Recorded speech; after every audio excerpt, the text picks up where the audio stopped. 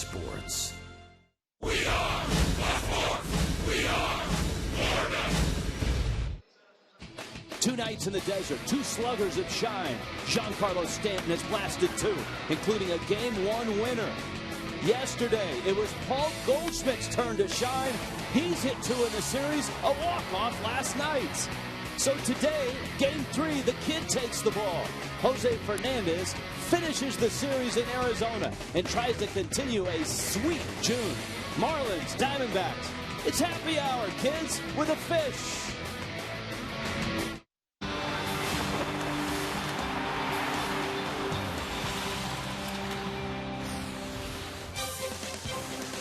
A warm day here in Phoenix. What do you expect? It's the summer, baby. Here we are. Happy hour with the fish on the East Coast. Lunchtime here out west. Diamondbacks and Marlins have played a very entertaining series, and it finishes today inside the AC. The roof closed here. Chase Field, Rich Waltz along with Tommy Hutton. 2 well-played games, 2 fun games to call as well. Yeah, they have been. We've seen some good pitching. We've seen a little long ball. What else could you ask for? I guess you could ask for a couple of wins, but both games have been close. Baseball and fireworks go together, so here is our fireworks display, and we're going to skip the front. We're going right to the finale with all the big shots at the end. Well, there have been a lot of home runs. Home runs have been responsible for most of the runs in this series. Goldschmidt with 1. We saw the majestic shot by Giancarlo, the game winner off Heath Bell, hit 2 in 1 game. Martin Prado with a blast. You don't see him hit him that far very often. Goldschmidt leads the league in RBIs, another home run with a walk-off, his first ever walk-off home run. Now, on the other hand, if you saw the graphic, the Diamondbacks haven't been doing too well with runners in scoring position, but they've been waiting for that long ball. And the Marlins haven't been getting anybody in scoring position in this series. And so we turn to the pitching matchup in this one. It's a very intriguing one. A very nice June by Jose Fernandez. Trevor Cahill was outstanding his last start. Coventry Healthcare brings you the matchup. Well, to top off the young starters, Turner, Eovaldi. Today it's the 20-year-old coming off a superb outing against the St. Louis Cardinals. Cahill himself coming off a good outing. He's a sinker ball guy. When he's on, a lot of ground balls. So that's the matchup. It's Diamondbacks and Marlins. One of the hottest Marlins is going to get the day off, and that's Juan Pierre. So the question is, who's going to hit leadoff? When we have questions, we go to Allison Williams for answers, and she'll have it coming up.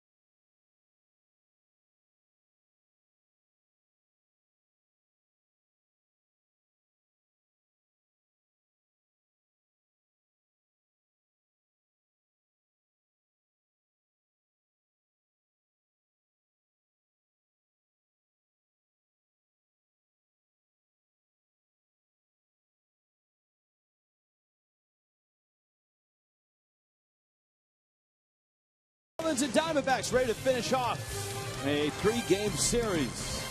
Who's leading off? That's a question with Juan Pierre getting the day off. Allison Williams, what do you know?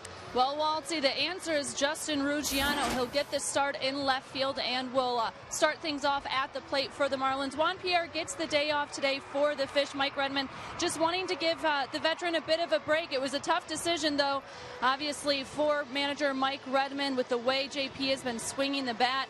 And Justin Ruggiano, that will be slotted in there in that leadoff spot, because really there isn't a typical leadoff hitter other than JP, who, as I mentioned, playing pretty well here in the midst of a 14-game hit streak for Juan Pierre. And what a difference it has made for the Marlins having him get on base. He scored 11 runs during his 14-game hit streak with a 367 batting average. And for JP, it's been a big boost, and nice for him to work his way out of a slump prior to this hit streak. But, you know, he's a veteran. He just stayed with that work ethic, and you can see a couple of doubles, a couple of triples.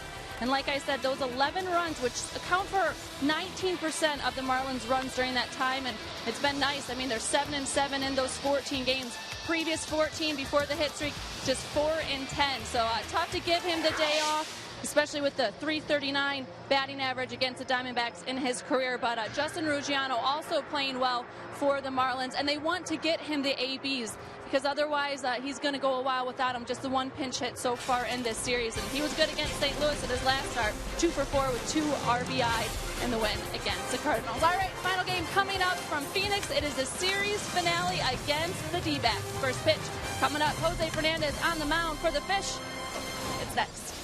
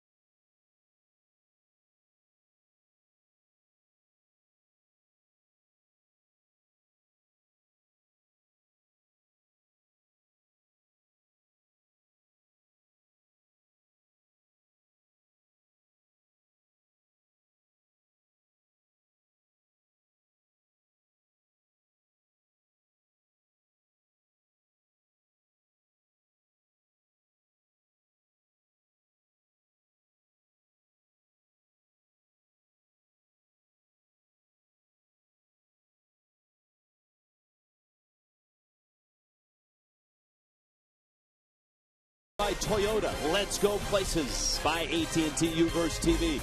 Check availability at 1-800-PICK-AT&T. Rethink possible. By Just For Men Auto Stop, the foolproof way to get rid of gray. And by Checkers, feast on. Chase Field, it's camp day. A lot of kids in the outfield, a lot of color in the ballpark. And the Marlins will send this lineup looking for a series win against the first place Diamondbacks. And as we told you, Justin Ruggiano leads it off. Ed Lucas gets a start at third. Giancarlo Stanton with Marcell Ozuna right behind him. Derek Dietrich is at second base. Adeiny Echeverria is at short. Greg Dobbs gets the start at first. Jeff Mathis is the catcher. And Jose Fernandez will hit ninth. And Trevor Cahill on the mound, a 25-year-old right-hander, pitched very well his last time out. You see that last start against the Marlins was his last win. Pinch a penny brings you the first pitch, and here's Ruggiano, who has not led off not only in the big leagues, but he hasn't led off a whole lot in the minor leagues. When you and I talked to him, he couldn't even remember. He said he figured in the minor leagues somewhere. But here's the other catch to that. He's second on the club with 8 stolen bases. He adds a little bit of speed, and certainly with 8 home runs. And Ruggiano, in his time with the Marlins, and this is his second season, has done a little bit of everything, and he's done a little bit of everything pretty well. Whatever the ball club has asked him to do, he's done it. He has. He's accepted it outwardly pretty well. I'm sure inwardly he'd like to be in there every day. Wow, right back at him. How's that for a leadoff single? Justin Ruggiano bangs one into center field. Cahill got the ball up, and that's not where Cahill lives. Now, we've documented Trevor Cahill quite a bit, that he's the ultimate sinker ball pitcher.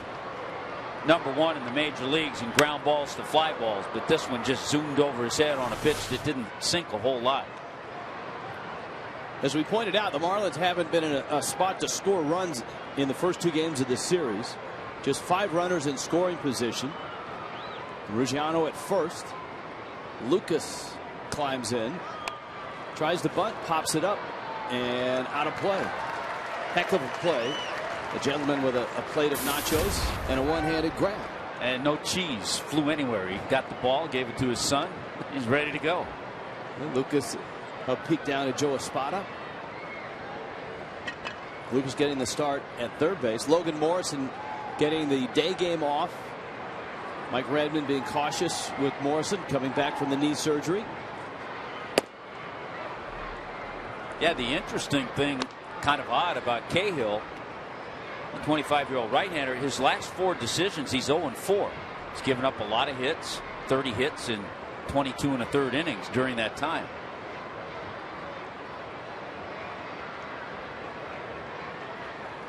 Ruggiano dives back.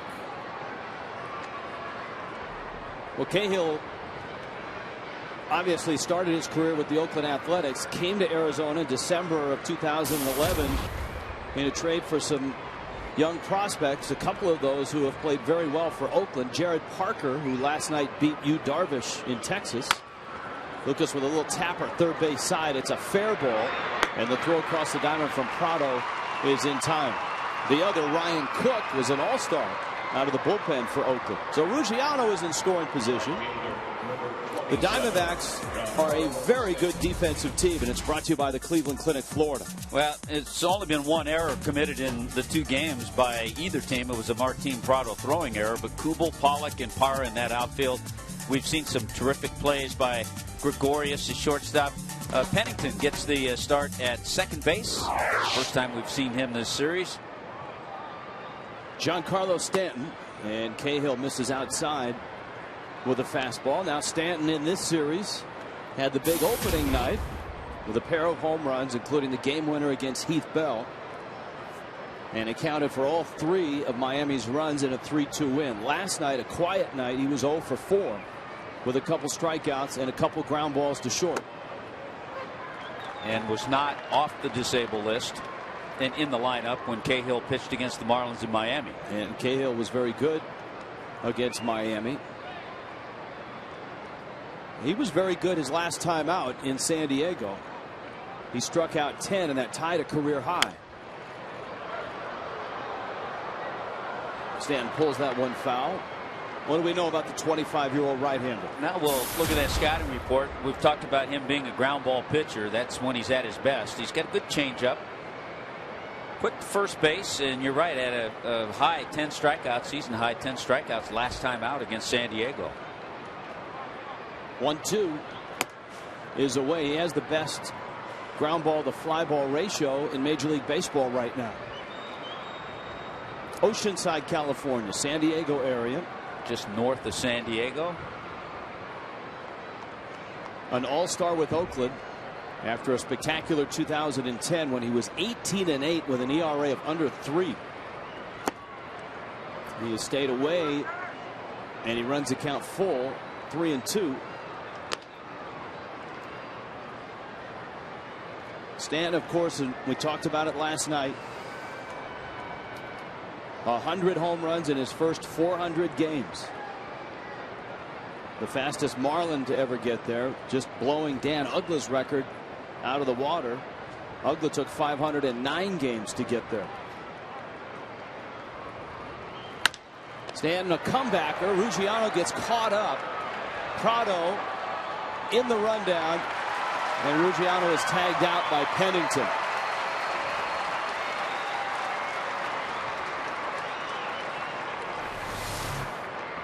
Not a good decision by Justin Ruggiano, and a heads-up play by Trevor Cahill. He immediately unloads it to the third baseman, and you see the second baseman, Cliff Pennington, calls for the throw. Said, okay, give it to me. He gets a little momentum going to Ruggiano right there, and as easily puts a tag on him. That's a good rundown play by the Diamondbacks. Marcell Ozuna now. Ozuna 1 for 7 in the series.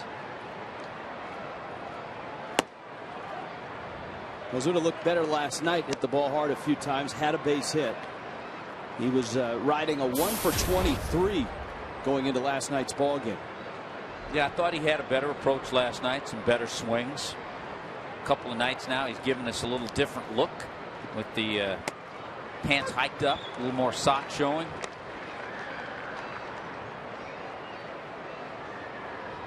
Ball and a strike.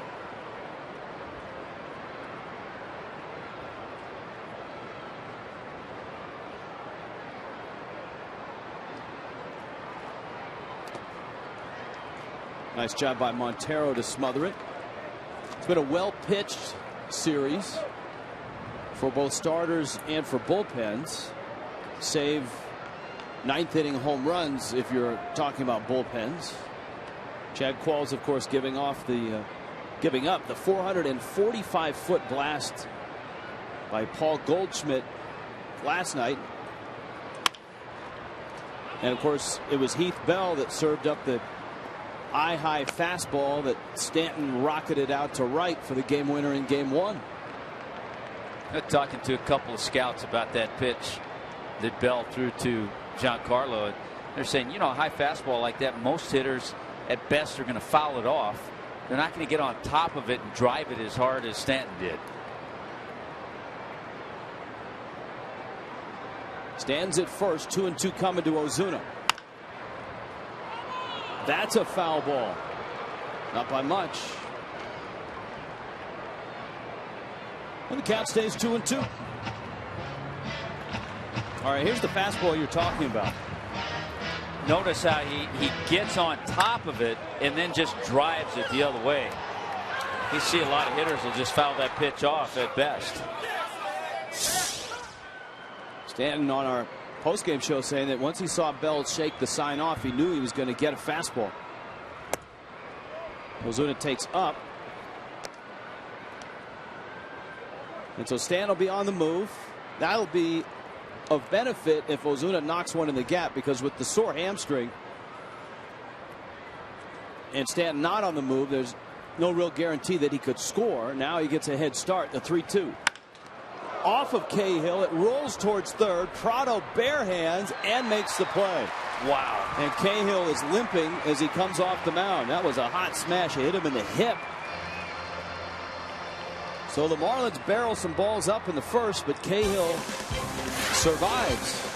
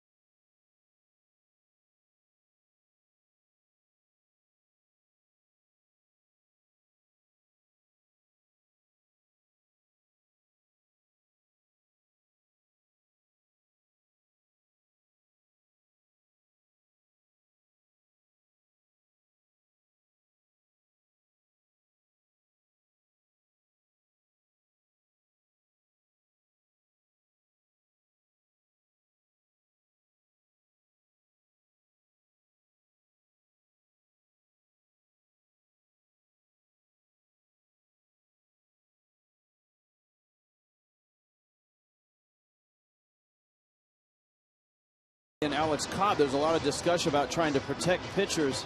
People don't realize how fast the ball leaves the bat. Major League fastball average about, what, 95 miles an hour? And well, this one came back at him at 105 miles an hour, 104.8. Boy, just bad luck for Ozuna. I thought the Marlins had a good approach against the sinker baller. You need to try to stay back. Remember, Ruggiano's hit was up the middle, and Ozuna took that one up the middle but was robbed. All right, here come the Diamondbacks with the win last night. The Diamondbacks pushed another game between themselves and the rest of the pack in the West. The Giants are a game and a half back, as are the Rockies.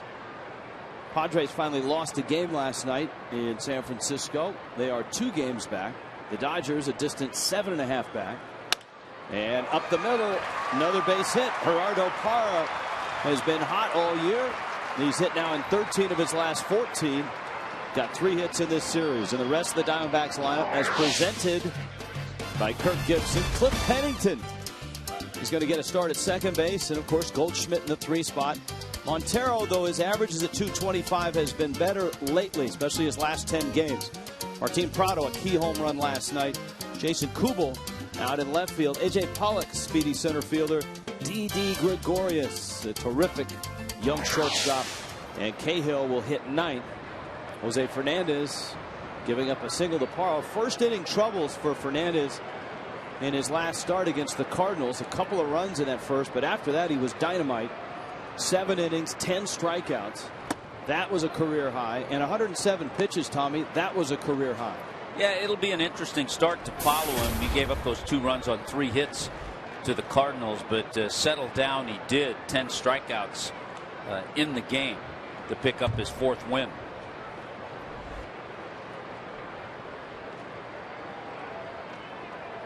Parra at first, who can steal a bag, but this year, as we pointed out, has not had a lot of success. He's just 6 of 14. Pennington, he's been hot. Last 13 ball games at a .366 clip. Known more for his glove. He shoots one to Echeverria. Backhand, quick pivot. Dietrich, not in time. Good turn by the rookies up the middle, Echeverria and Dietrich. Pennington got down the line, and he's aboard at first. You know, Pennington, a switch hitter from that side of the plate, gets up that line a little quicker. Take a look at the defense. This afternoon's start defense is always brought to you by Cleveland Clinic. Ruggiano starting, hitting leadoff in left field. Ozuna and Stanton. Lucas, Echeverria, Dietrich, and Dobbs. Greg Dobbs starting in this one. And Jeff Mathis, who has a few ABs, a little experience against Cahill. He's behind the plate. Now Goldschmidt.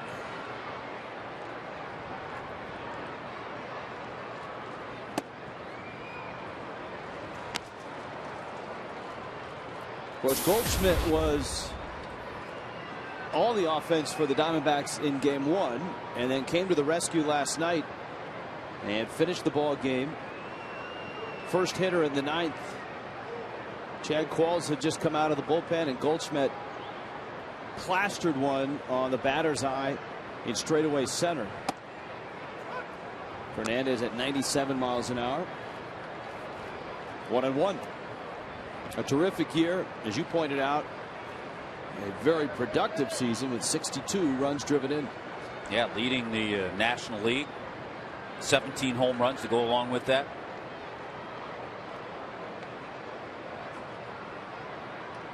And when Goldschmidt homers, the Diamondbacks are 12-3.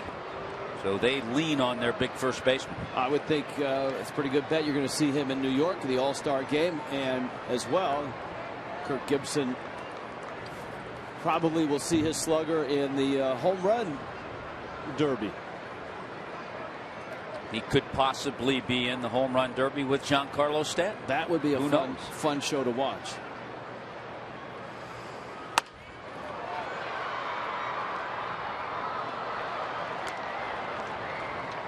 Our poll question brought to you by AT Uverse. All right, Marlin Killers, who you want? Take your pick.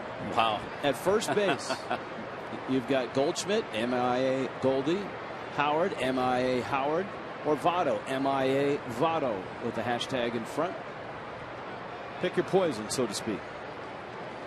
Although there are no waners on the ballot. 1-2. Hey, think about some of the first basemen in the National League. A youngster who's having a solid year, Freddie Freeman with the Braves. You get Adrian Gonzalez with the Dodgers. Of course, Votto. Of course, Howard. Goldschmidt.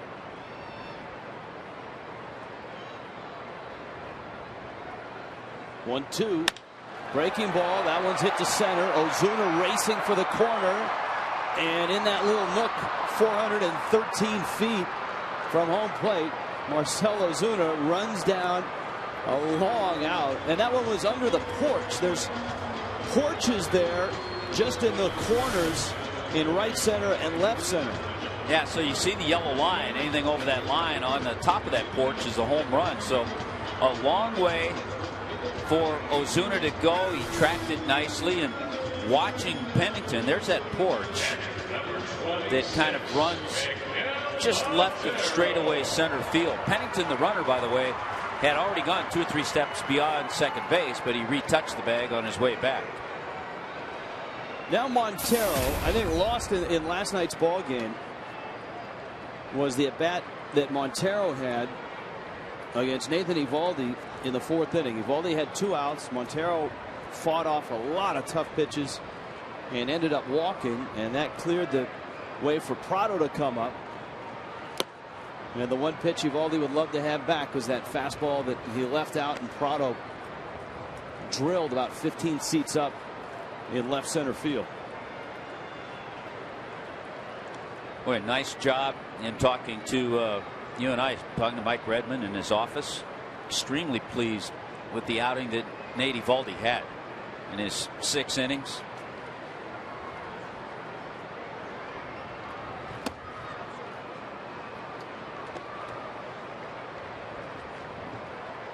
There's Eovaldi along with Jacob Turner. And as we've kind of build this series, it's a preview of coming attractions for the Marlins in terms of starting pitching. Jacob Turner and Eovaldi. Yeah, Turner at 22, Eovaldi 23. And the 20-year-old Fernandez in this one.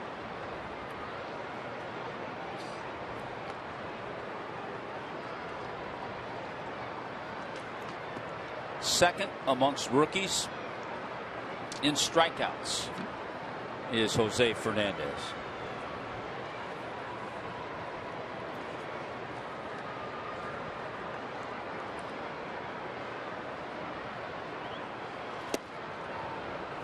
That one had some run on it.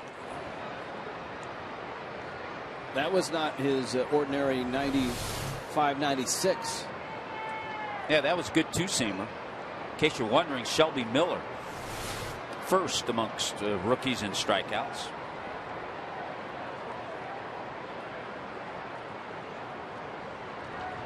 Pennington still at first. Montero waits on the 2-1. And it's 2-2. I think that's one of the things that distinguishes Jose Fernandez as just a young heart thrower. We've seen him know how to pitch out there, and we've seen fastballs just in this inning ranging from 92 to 97, 98. Start number 14.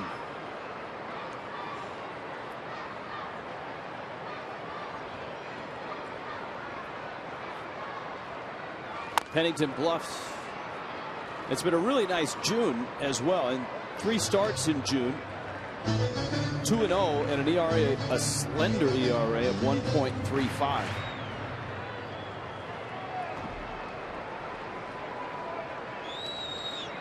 There you go, during June. Top of the heap in the National League. So if he is able to pick up a couple more wins and keep that ERA down, he's got a shot at a Player of the Month nod. Certainly a Rookie of the Month. Echeverria waits for a nice hop and gets the out at first. And Fernandez and Cahill trade scoreless innings to start the day.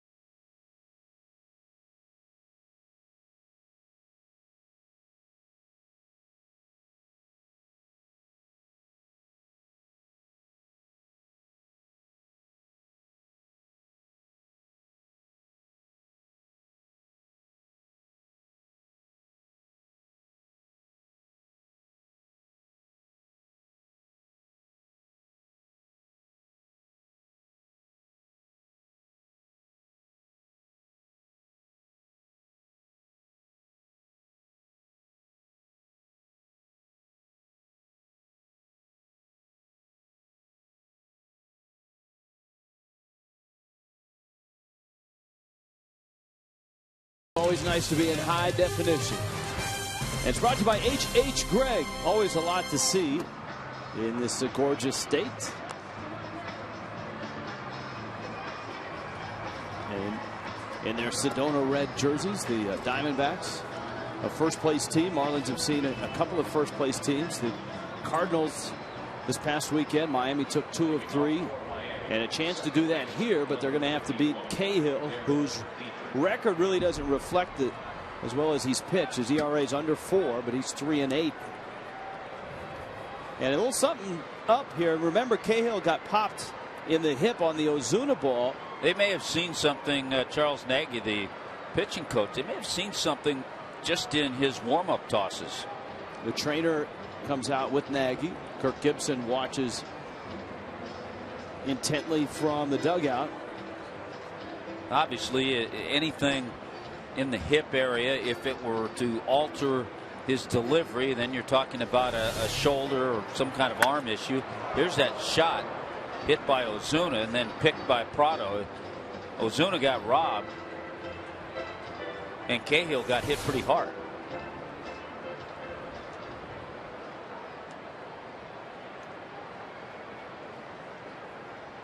Derek Dietrich, Adeiny Echeverria, and Greg Dobbs.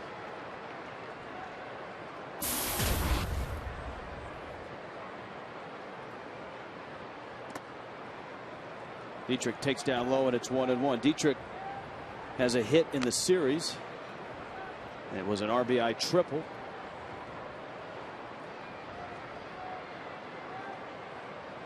It's fun looking at some of the rookie numbers. Derek Dietrich, all of a sudden, with his 6 home runs, he's tied for 3rd amongst rookies, and the 2 guys ahead of him both on the disabled list. Here comes Nagy again. Evan Gattis and Jed Jerko. Now, these are not official visits. When it's for an injury, you can come out as many times as possible, but just the fact that they've come out for the 2nd time would indicate they're going to bring him back with them. I mean, it's almost as if Cahill talked him out of it the first visit, and now they're back. I find it interesting that Kirk Gibson isn't out there with the head athletic trainer and with the pitching coach. And so Cahill's coming out of the ball game. And the Diamondbacks will have as long as they want to get somebody ready to come in here. So the Ozuna line drive has knocked Trevor Cahill out of the game. Derek Dietrich is at the plate with a count 2-1. So if anything, now it becomes a bullpen game.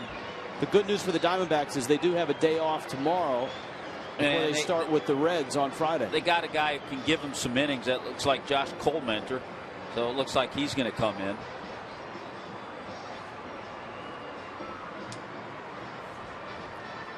So Colementor comes in, and it'll take him a little while to get loose.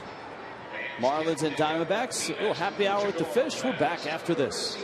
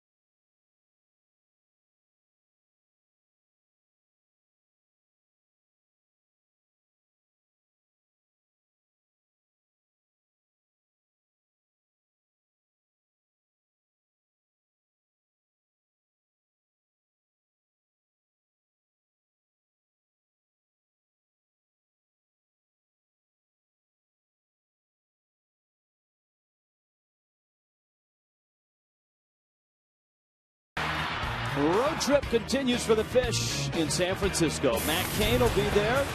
Barry Zito slated to go. Buster Posey, and yeah, Panda's there. The Giants, the world champion Giants, and the Marlins.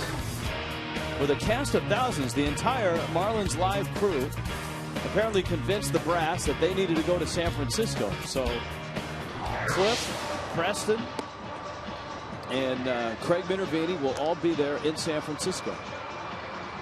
Here's a look at Josh Colmenter, who's been used out of the bullpen all year, but a couple of years ago he was 5th in the National League and Rookie of the Year voting.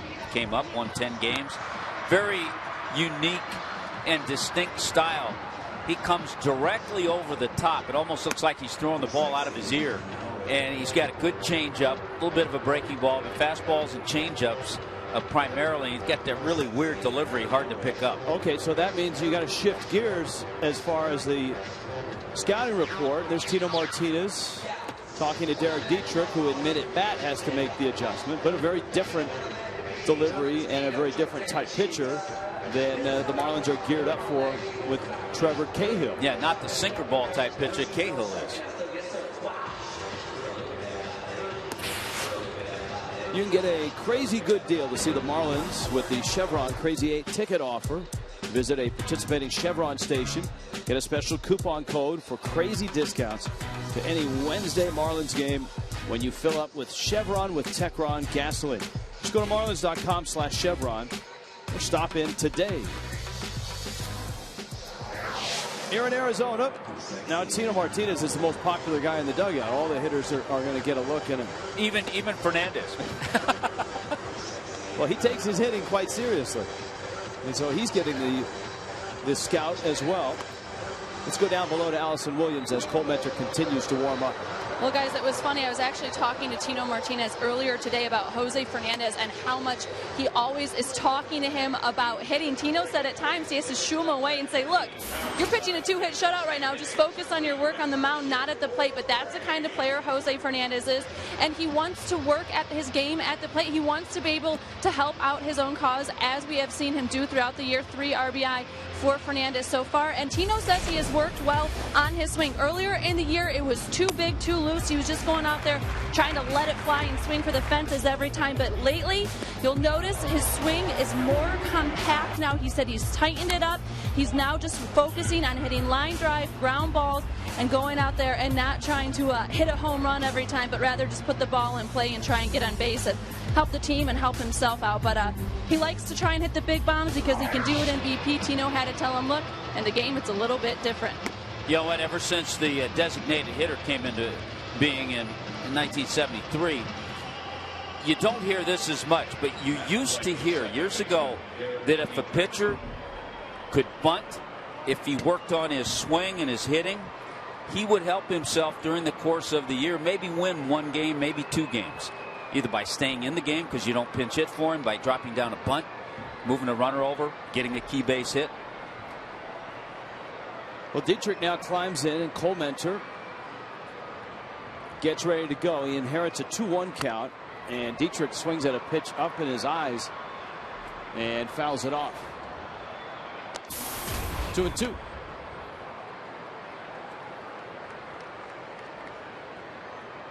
So you would think it's 2 very different planes and 2 very different pitches.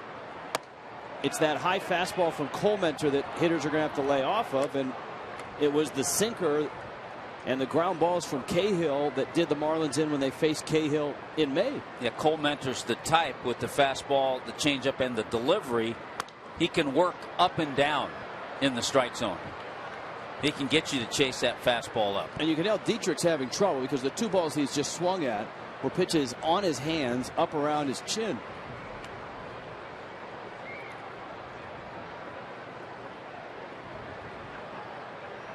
See what he gets. 3-2. Bangs it out to second. Pennington. All right, we're quick to react. The crack staff pulled up the Josh Colmenter scouting report. Funky and jerky, no question about that. Tough to pick up. And yes, he'll elevate the fastball with 2 strikes. And even though it's not a 95-mile-an-hour fastball.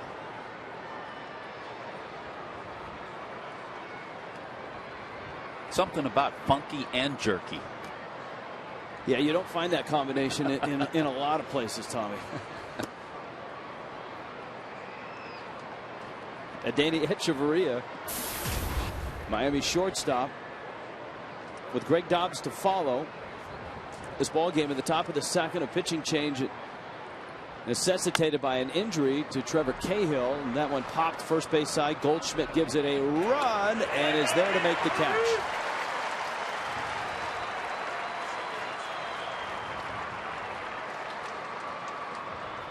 And this is what Tino Martinez has talked to us about, Hechavarria getting himself out.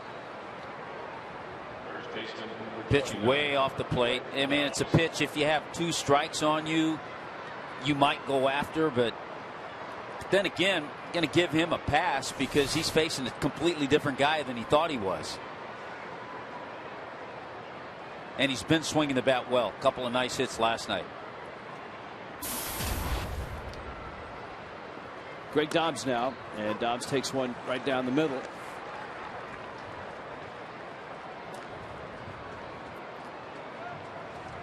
Dodgers and Yankees in that day-night doubleheader. And the Yankees have a 6-4 lead over the Dodgers in the top of the 9th.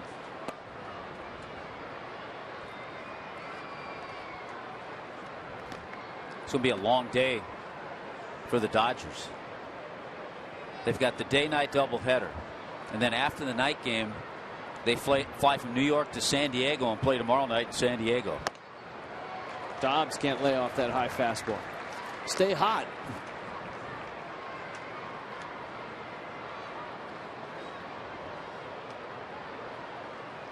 Marlins have an easy trip up to San Francisco, but Miami, obviously teams on the West Coast and teams on the East Coast run into that where they've got to go from coast to coast. A rain out sometimes changes the schedule and pushes a start time to later, or if you have to play the Sunday night game, that oftentimes can be a real challenge for teams who are headed out of town and going across country. Dobbs with the count 3-2 now.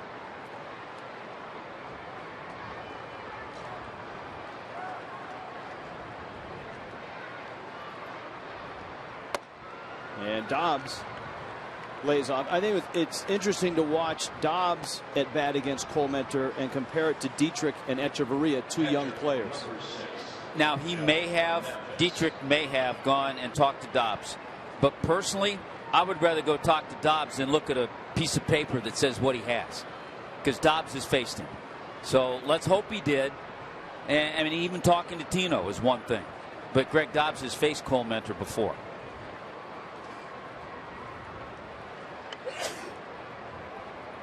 Bless you. Part of our crack staff. It's all right. It's summer in the desert.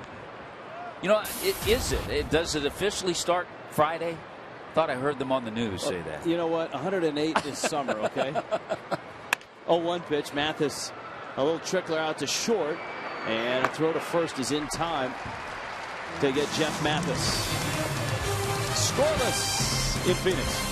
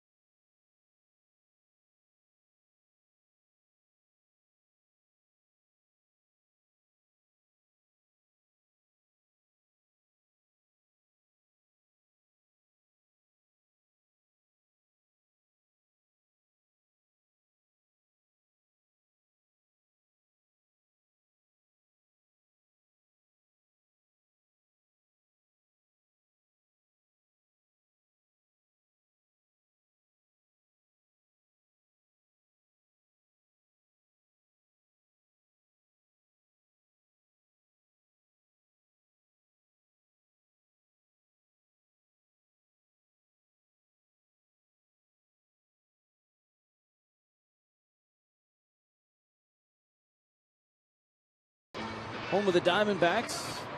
An interesting twist in the road in this ball game. Jose Fernandez no longer facing Trevor Cahill, but Josh Comenter. Now, Tommy, if you're worried about the heat here in Phoenix, make your sweater vest available for tomorrow night. It's 51 tonight in San Francisco. You know, the daytime highs, it's going to be nice and sunny in San Francisco. The daytime highs Friday and Saturday are going to be 70, so it's actually going to be absolutely gorgeous. Now, here's the other thing to think about with Jose Fernandez. It's almost like a long inning, but he doesn't have any runs to work with. He had to wait a long time while Comenter warmed up. And he faces Martin Prado, Jason Kubel, A.J. Pollock, and comes out with a strike, and it's 0-1. Prado, a couple of hits in the series, including an enormous home run against Nathan Eovaldi yesterday in the 4th inning. Eovaldi was cruising. Miami had given him a 2-0 lead. And with 2 outs, Prado smacked one up into the seats in left center field. One of the few mistakes. One of the few times that Eovaldi got behind. Here's the 0-2. Good live fastball. And Dietrich throws out Prado. Yeah, usually when you're like Jose Fernandez and you had to wait as long as he did, your offense is giving you 2 or 3 runs. But that wasn't the case. Here comes Kubel now. Kubel had the great first half last year for the Diamondbacks.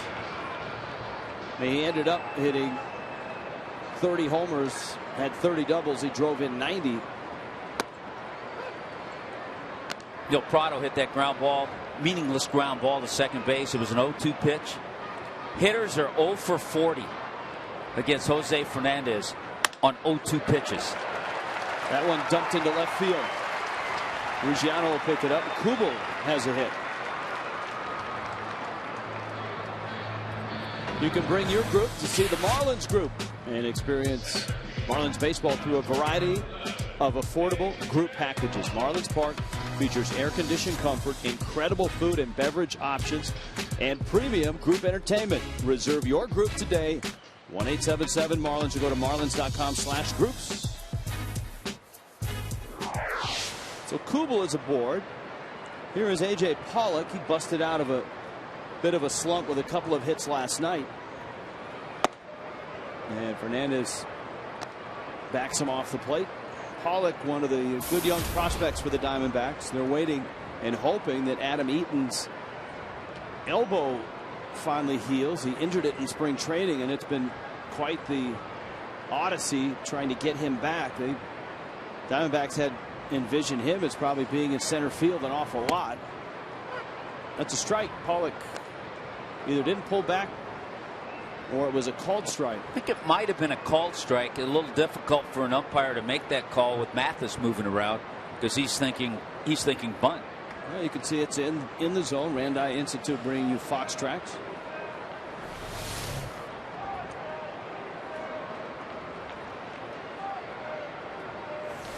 Marty Foster, the home plate umpire. It's one of the tough calls for an umpire, a pitch that's over the plate that the catcher really has to move to get.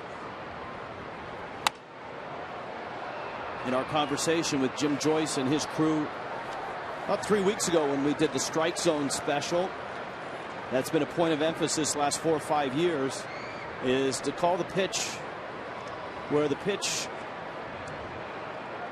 comes over, not where the catcher catches it. A catcher really can't steal a strike as far as framing it, but he can certainly preserve a strike. Some try to steal a strike. Yes, they do. In the air to left, and Ruggiano is there to make the catch. It's another thing about Justin Ruggiano. You can move him around center field, left field, right field. It doesn't matter. So instead of disturbing Ozuna in the way he's been playing center, and Ruggiano with the start today is in left. Well, that's an interesting matchup tomorrow against the Giants. Who would have thought that the Marlins would open that series? Tom Kohler in the rotation against Chad Gaudin. I don't think Bruce Bochy had Chad Gaudin in that rotation out of spring training. He had him in his bullpen, but he's started 3 or 4 times. And he's pitched well 3 or 4 times. So Pollock is out. D.D. Gregorius takes a strike. Chad Godin on the year is 2-1 with a 2.83 ERA. 21 ball games, but he started the last 3.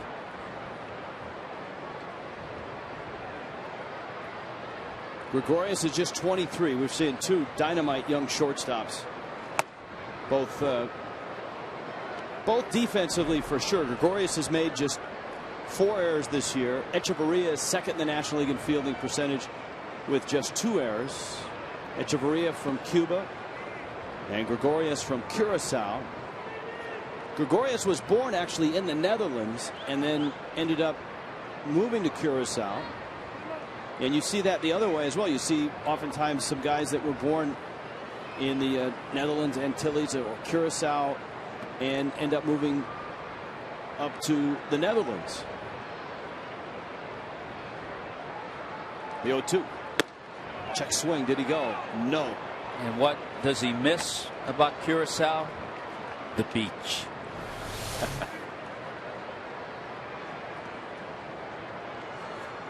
Boy, that's usually called a strike. Good sharp breaking ball by Jose Fernandez. Kubel still at first with 2 outs. And that one is Marty Foster's decision. He said he went, and that's a strikeout. The first strikeout for Fernandez after 2 scoreless innings in Arizona.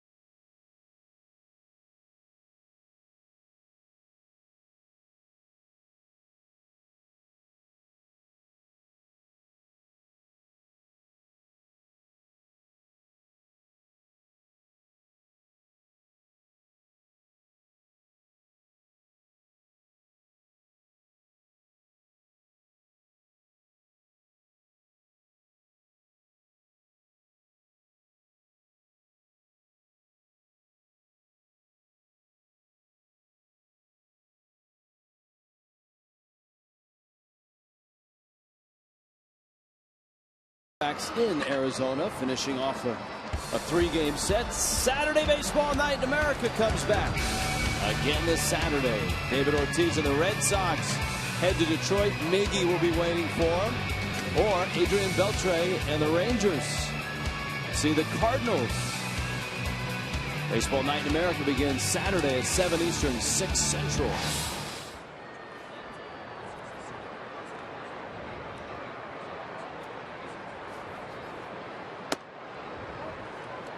So here's Cole Mentor into his 2nd inning in relief. If you just joined us and you're saying, where the heck is Trevor Cahill? He was hit on the right hip area by a line drive off the bat of Marcell Ozuna in the 1st. He came out to pitch the 2nd, and he threw 3 pitches in the 2nd. Twice Charles Nagy and the training staff for the Diamondbacks came out. The 2nd time they came out, they took him out of the game.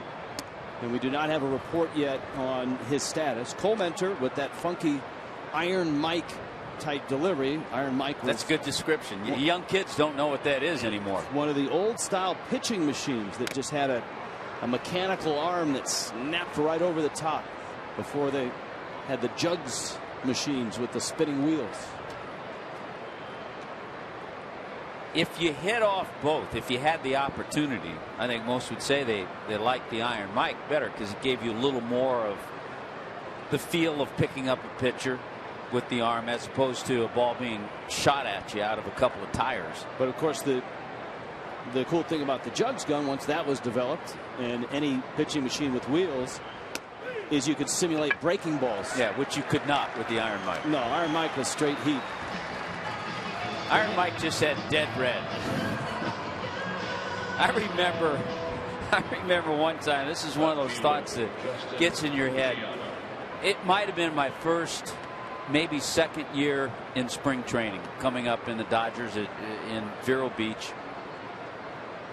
They had some batting cages, and I remember going out there, and the Major League camp was on, and Frank Howard, big Frank Howard, 6'8", was standing in one of those cages with the Iron Mike, and it was throwing pretty hard, and he kept moving closer and closer and closer, and all of a sudden I looked up, and he was like halfway. The Iron Mike had to be throwing 150 miles an hour, and he was just ripping balls. Frank Howard was, I guess, that era's Giancarlo Stanton or Paul Goldschmidt, and maybe a little bit bigger. We still marveled when we went into RFK as Ruggiano takes outside. That's right.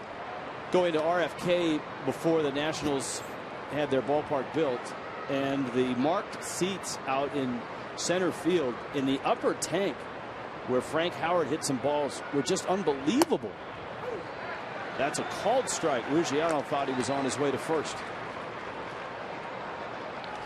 Well, let's see if Ruggiano was right. Well, that's closer than I thought. High pop. Gregorius out. Kubel is in, and Kubel makes the catch. And so Colementor looks sharp. He's retired a couple here in the third, and that'll bring Ed Lucas up.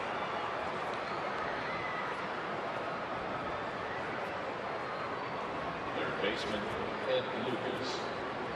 News and notes around baseball. The Astros have signed their #1 pick. Mark Capel, the pitcher out of Stanford, a Houston native, has signed. That's usually a good sign for everybody else waiting to sign their first draft pick. The Diamondbacks had made their announcement yesterday. They signed their first-round draft pick. Here's the 0-1. Lucas takes away. Now, we saw an Ed Lucas sign early in the series, and apparently that is Ed Lucas's cousin.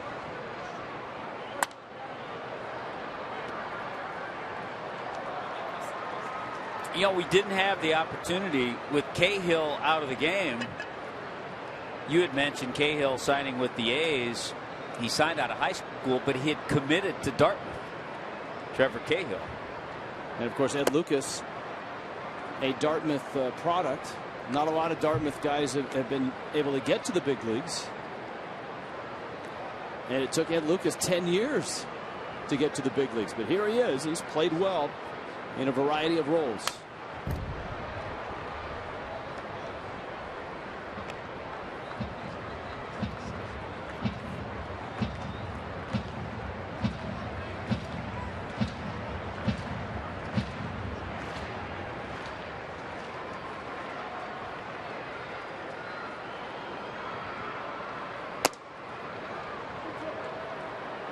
Full count. Notice the fastball Colementor. It lives in that upper 80s area.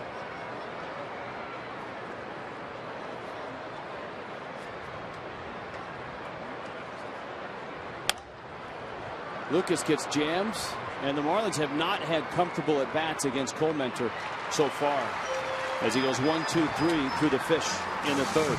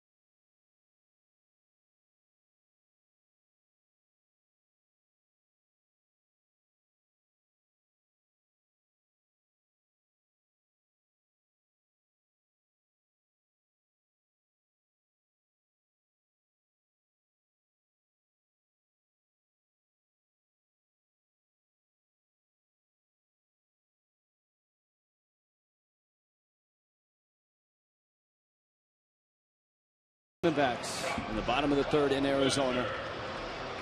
This legal reminder: this copyrighted telecast presented by the authority of the Marlins may not be reproduced or retransmitted in any form. Accounts and descriptions of this game may not be disseminated without the express written consent of the Marlins or Jose Fernandez or Josh Colmenter. Colmenter finds himself with a bat in hand, and I'm sure he didn't figure on this happening. And so he promptly rolls one up the middle. Echeverria, and he throws it wide.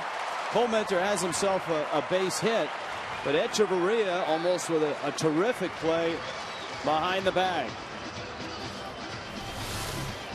Number one, I'm always amazed that he even gets to a ball like this and then somehow rights himself on his backside, but just couldn't get much on the throw and pulled Dobbs off the bag. But what an effort by Adeiny Echeverria.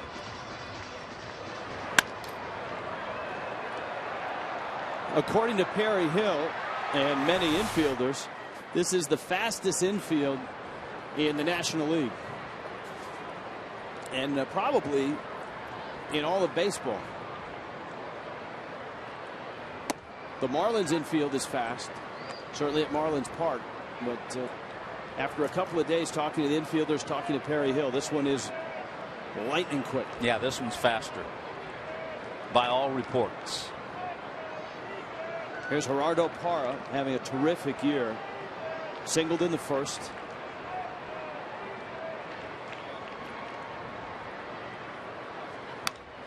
And he fouls it back. Parra atop the doubles list, but he has company now. Yadier Molina has caught him at 23. And as we've talked about, the interesting thing about Parra, he was not guaranteed a starting spot going into spring training with the young outfielders, Eaton in center, and the other outfielders. Cody Ross just acquired. Obviously, they traded Upton, but that's why a lot of people question when the Diamondbacks signed Cody Ross to that 3-year deal, because they thought they had an abundance of outfielders. They still kind of have an abundance of outfielders, but one of them, Eaton, is banged up right now. They had just acquired Kubel last year. Echeverria quickly to the bag, and not in time to get Parra. Tough turn. Parra gets up the line quickly, and that ball was not really your double play type, more of a chopper. And a little bit, I think, Echeverria, a little bit, maybe a step or two away from the bag from taking it himself. If he's able to take it himself, he has a better chance to turn two. So fun to see the two young guys work well together. Watching Echeverria and Dietrich, though. Now Pennington, the 28-year-old, spent 5 years with Oakland.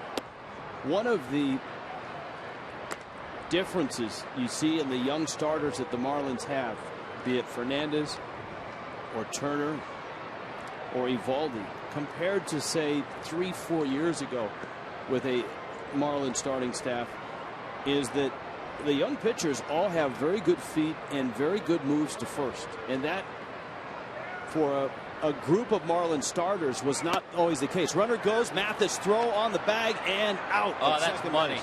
That is money for Jeff Mathis. Mathis has now thrown out 8 of 13 base stealers on the season. He comes up and just takes his time. He doesn't rush things and then just fires a strike. That's beautiful. Straight steal. And a good jump. Yeah.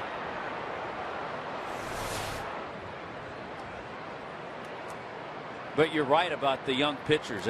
Because of all that, they've allowed both Jeff Mathis and Rob Brantley to have success throwing runners out.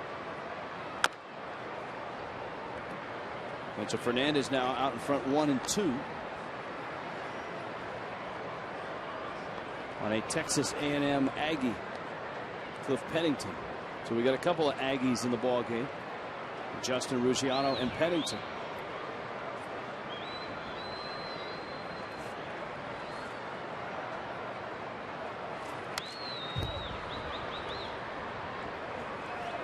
That's a good question. Pennington is 29 years old. Justin Ruggiano's 30. 31. They could have crossed paths there. Homework assignment on the plane on the flight to San Francisco. Because it's a moot point after this because we won't see Arizona. I don't think they had the same issues signing a contract, though. Pennington was a first-round pick. Ruggiano, of course, was a 25th round pick. And Dobbs flips to first. Fernandez there to cover. 3 scoreless on both sides.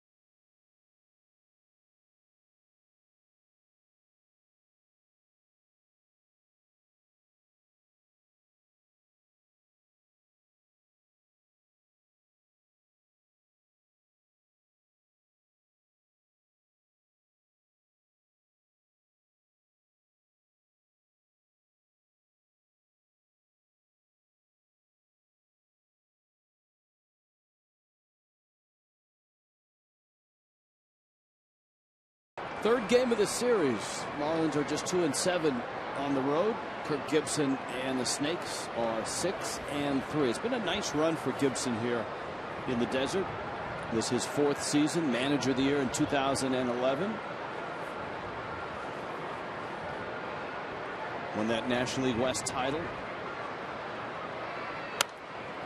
Stanton, a mighty rip, and he fouls it back. Giancarlo Stanton, Marcell Ozuna, Derek Dietrich into the 4th, and this is Stanton's first at bat against Josh Colmenter. And so far, Tommy, the Marlins look a lot more comfortable against Cahill than they do against Colmenter. They have not squared up any balls against Colmenter. You see the pitch count, 34 pitches, 5 innings, his longest appearance this year. And that was early in the season, early in April. And again, that fastball, about that 88 miles an hour.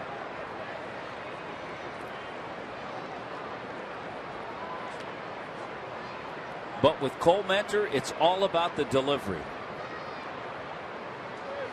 There's the changeup. Wow.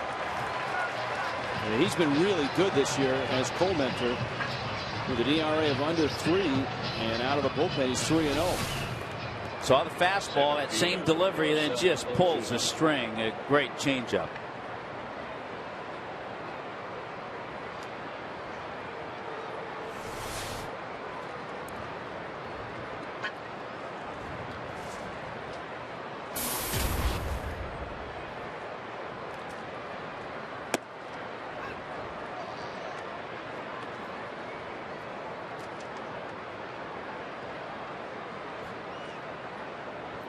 Ozuna. Now it was Ozuna who takes a changeup on the outside part. A bit of a puzzled look. And that's why it was well out. It was Ozuna who hit the ball that hit Cahill that essentially knocked him out of the game.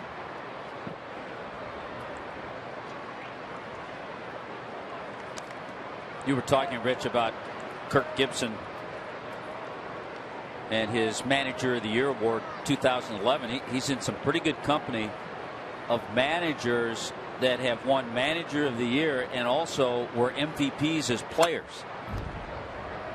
Joe Torre, Frank Robinson, Don Baylor, and Kirk Gibson. Of course, he has Baylor on his staff.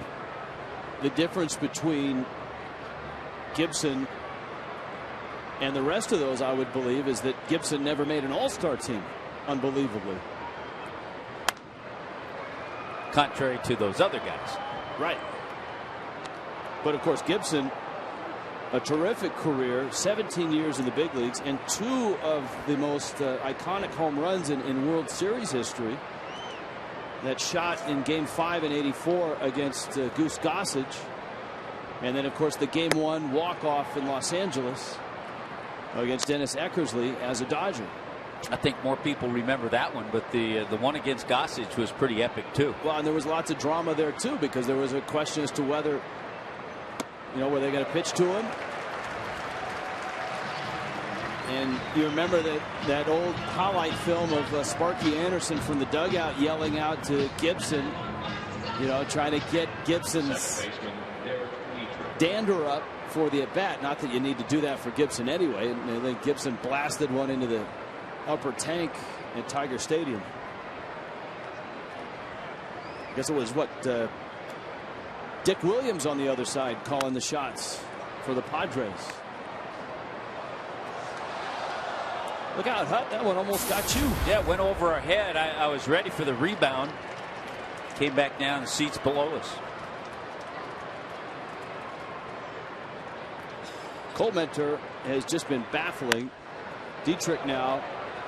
So everybody has had one look at Colementor. And Greg Dobbs had the only success, and that was a mere walk.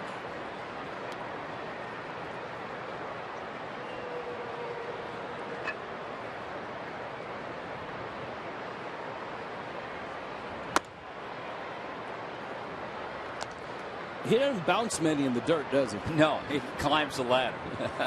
If he does, it's a changeup.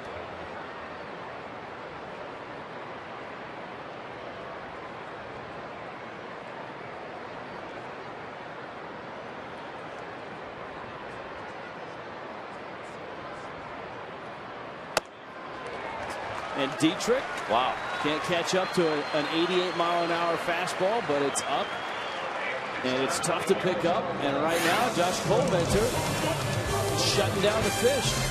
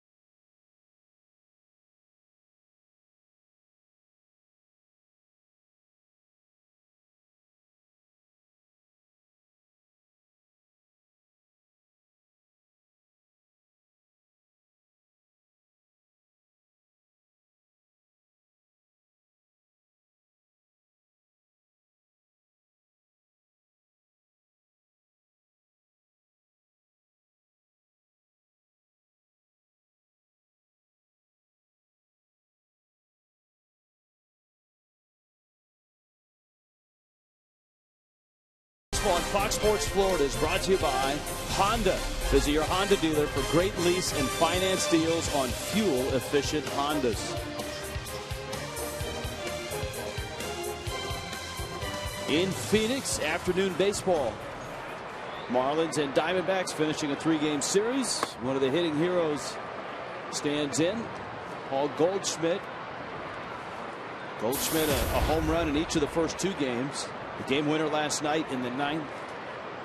Put the Diamondbacks in a spot to win on Monday, but of course Giancarlo Stanton would pop 2 out of here, including a game winner against Heath Bell.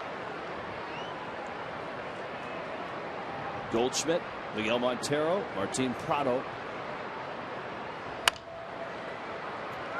Backing up is Lucas, and he throws out Goldschmidt. And so Fernandez, despite the Diamondbacks having to shift gears from Cahill to Clemente, Fernandez has been steady.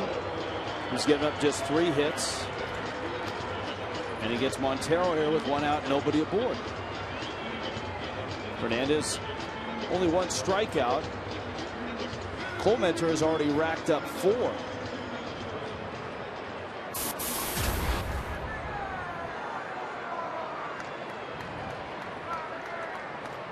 I think the good part about Jose not piling up a lot of strikeouts, pitch count, very good for it. That's a good pitch there.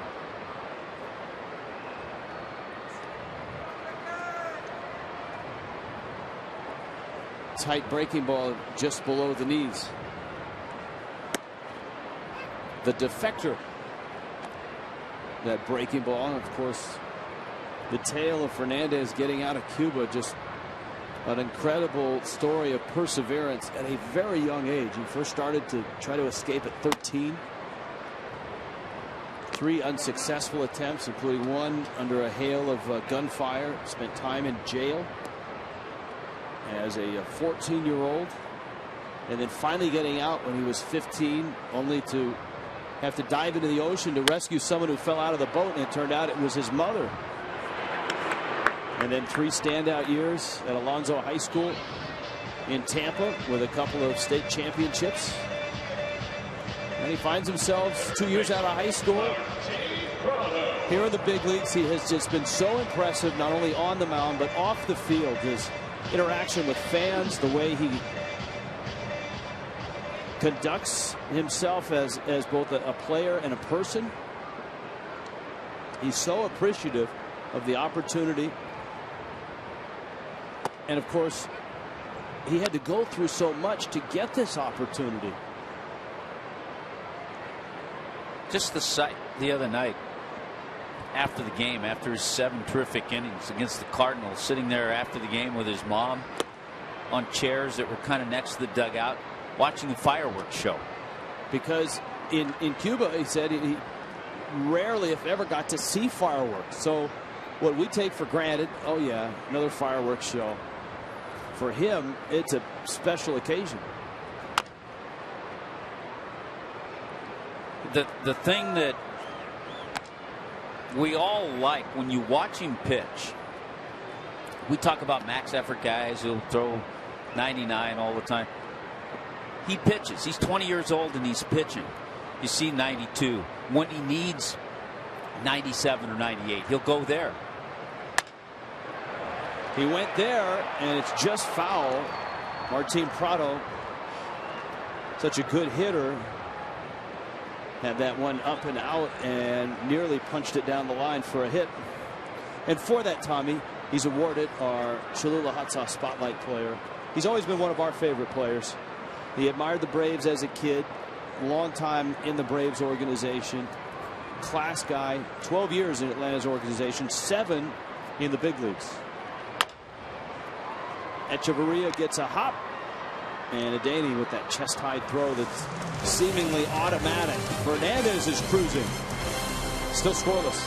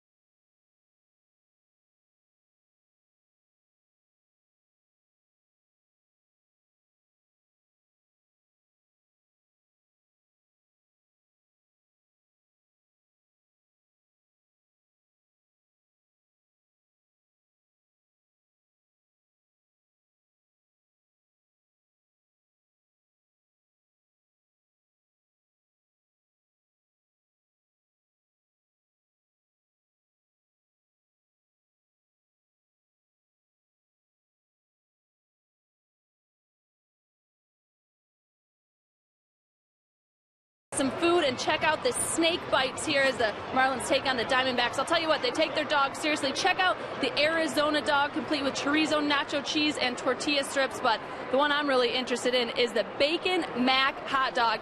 It's got bacon and macaroni and cheese. Lucas is going to try it out for us. Lucas, dig into that beauty there. I mean, what more can you ask for in a hot dog? Mac and cheese and bacon. Doesn't get better than that. Now that you've got your mouth full, how's it taste? That is why I don't eat on camera. Thumbs up? Best hot dog ever. Guys, back to you. See, Allison, man. you are smart, because if it was Frankfort or even Craig, they probably would have taken the bite. Or Preston. Or Preston. Yeah, Preston crushed his way through Philadelphia. See, now that I think about it, we can say anything we want about those guys right now. No, well, aren't they on their way to San Francisco? I think they've got to do the post-game show, then they go to San Francisco. Oh, okay. Better be careful then.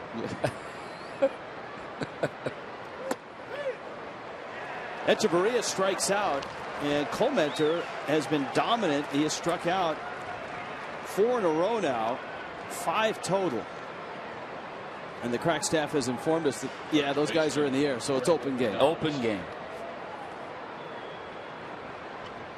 You talk about a game changer. Cahill had pitched well, but he goes out, and Colmenter has been just baffling with off-speed stuff. The high fastballs, the Marlins just can't seem to get the good swing. Now, Dobbs walked, and he laid off, obviously to walk, he laid off the bad pitches. But many of those pitches are balls that the younger hitters have been flailing at. Yeah, the only hit the Marlins have was Ruggiano's single, and that one was off Cahill. Dobbs pops it up. And Prado makes the catch. This is really staying right in line with the 2 games that we've had so far in this series. Low-scoring games. Both games were 2-2 games going into the late innings. Here it's scoreless with 2 outs in the top of the 5th.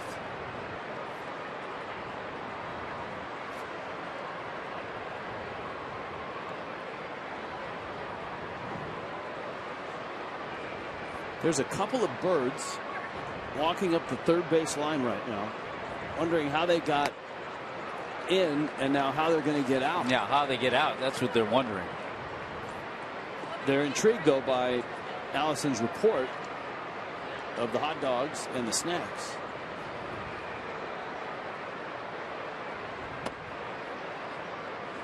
Of course, we are headed to a ballpark that has the smartest birds in all of baseball. Every game. In the, 7th, 8th, 9th inning, they start to congregate the upper deck. Absolutely. Because they know when the game's over and the crowd disperses, they have snacks. It's incredible. Right. They spend the early evenings down at the piers where all the tourists are. And then if there's a ball game on, they head to AT Park. That's where we'll be tomorrow night. We hope you join us. Late night with the Fish in San Francisco. The Marlins, last couple of seasons especially, have played well in San Francisco. But the Giants, the world champions, and it's a Kohler-Godin matchup. Boy, Friday night, you got Ricky Nolasco and Tim Lincecum. Ricky, we pointed out the other night, has been just outstanding at AT&T. Here's the 2-2. Giancarlo Stanton continuing his theme of wrecking the National League West venues. Stanton hits so well against the West. When we go back east, he ought to just keep his watch on West Coast time. Josh Colmenter is carving up Miami right now in a scoreless game.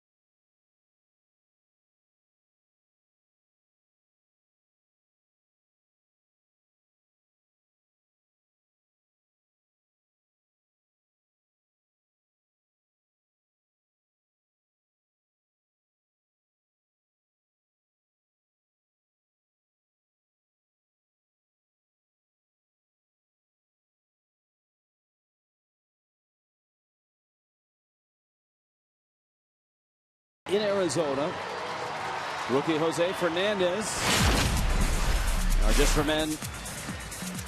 Auto stop foolproof stat. Average game times, 9-inning games. The Marlins, well, you know, it would figure. The Marlins have had trouble, especially in April and May, scoring runs. You know, all those low-scoring games, they seem to go by a little bit quicker. And they've been able to get pretty good starting pitching. Of course, you notice that's set for 9-inning games. We won't factor in the 6.5 hours for the 20 innings in New York. It was a long weekend of baseball in New York. 10 hours for 2 games. And 30 innings. Kubel, Pollock, D.D. Gregorius. And Fernandez misses outside. Now, Jose Fernandez in this ball game is very different than he was against the Cardinals. Against the Cardinals, it was high strikeouts, 10, which was a career high. In this ball game, he has struck out just 1, and that's Gregorius. I would say the reason we haven't seen a lot of strikeouts piling up, he's used the fastball a lot today, a lot of two-seamers. We haven't seen that defector a lot. There's a good one there. And the other thing in his starts, and Jose making his 14th start, we've seen him at different times. Early in the game, maybe didn't have the curveball. It arrives later in the game. And all of a sudden, 2 really good ones here. And early in the game, maybe the fastball wasn't there. It shows up later in the game. We've seen him do that.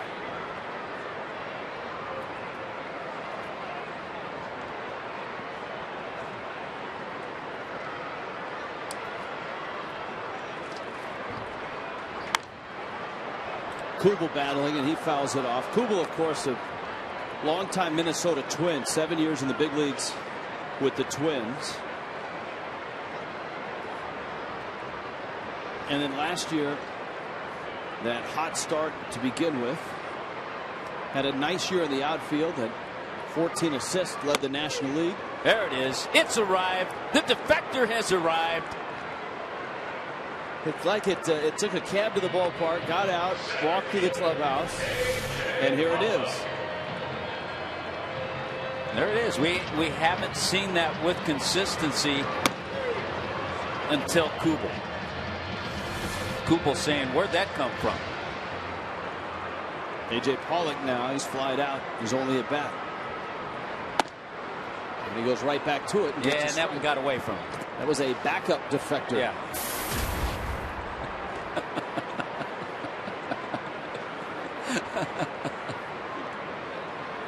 Here's the 0-1. To right center, Ozuna on the run, and he makes the catch. I'm not sure who gave his curveball that nickname. Was it Lomo? Was it Morrison? I think it was Lomo, but I'm not 100%, but I think it was. All right, our FPNL out of town scoreboard. The Giants and the Padres are playing baseball in San Francisco and tied 1-1 in the top of the 5th. Padres have their long win streak snapped last night in San Francisco. The Dodgers and the Yankees playing that doubleheader, and the Yankees won the first game 6-4 at Yankee Stadium. They'll play later on tonight, and Baltimore hammered Detroit 13-3. 2 home runs and 5 RBIs by Chris Davis, who has 26 home runs on the year. How about Manny Machado? Any more doubles? Because we've been talking about Earl Webb's record and how Machado, the Miami native, is certainly on pace to give it a run for the all-time doubles record. No, Manny was 2 for 4, but no 2 base hits. Boy, Chris Davis, big day, had a double, 2 home runs, 5 RBIs.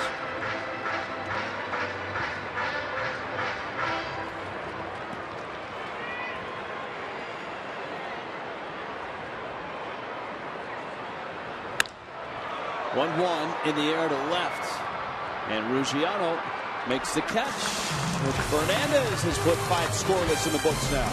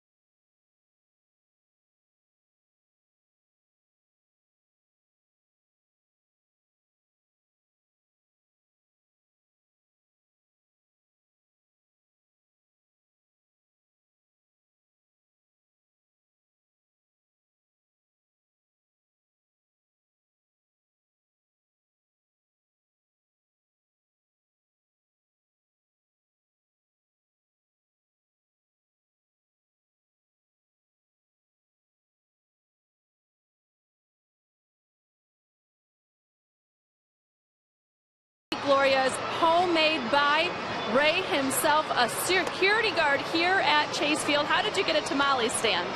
Well, I got the opportunity by bringing them into Derek Hall. He tasted them, liked them, and then called me up and asked me if I wanted to sell them here in the ballpark. So by the team owner's request, tamales available, and we're going to take some up to the booth. What are we serving the guys? You got the red beef tamale with lettuce and red sauce, and then the chicken tamale with lettuce and red sauce.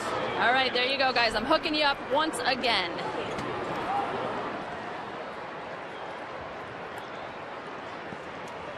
She say something? These are really good. Oh, man. You have the chicken, I have the beef. Delicious. That was a good decision by Diamondbacks president Derek Hall. Very nice. And a welcome addition. In the middle of the ballgame, you need a little something, Tommy Hutton. Both ball clubs need a little something. Jose Fernandez takes down low. Josh Colmenter, the accidental starter, so to speak. Colmenter coming in to pitch in the second inning, and Fernandez sends one to center field. Hits it deep, but Pollock is there and makes the catch.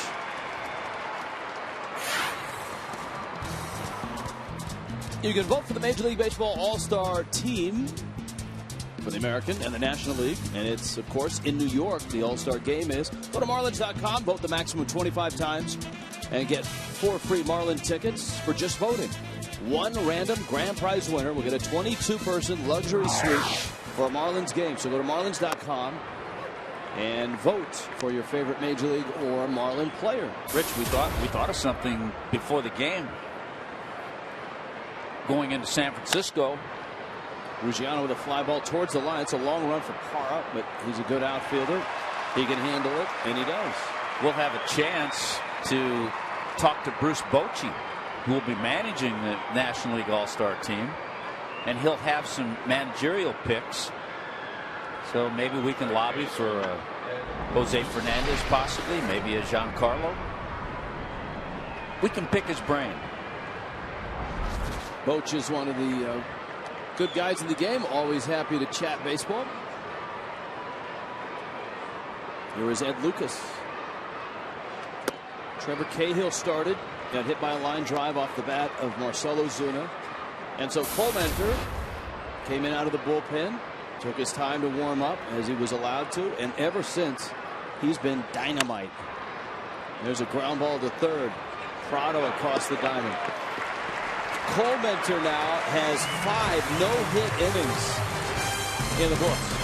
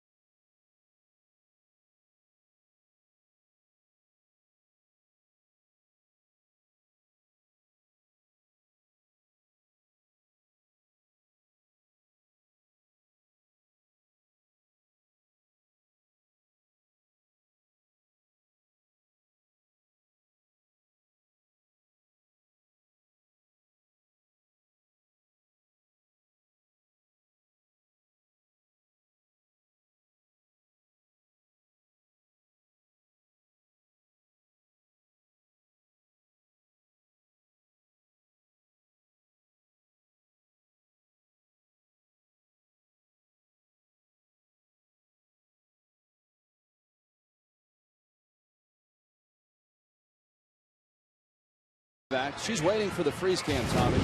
There it is. Brought to you by Frostbrewed Coors Light. Jeff Mathis has been terrific this year. You freeze that. Roberto Parra thrown out. Mathis has caught 8 of 13 trying to steal. And on they go. Josh Colmenter at the plate. Jose Fernandez on the mound. And into the bottom of the 6th inning. Fernandez is only 65 pitches in. Colmenter, of course, coming in. He hasn't been really stretched out a whole lot this year, but he's been very comfortable. He had a 7-pitch inning his last time out. And down goes Colmenter, the first out of the 6th for Fernandez. Well, you like the way Jose Fernandez just went right after him. Said, okay, the pitcher's up. They did get an infield hit his last time up, but just go after him, get the quick out, now go to the top of the lineup.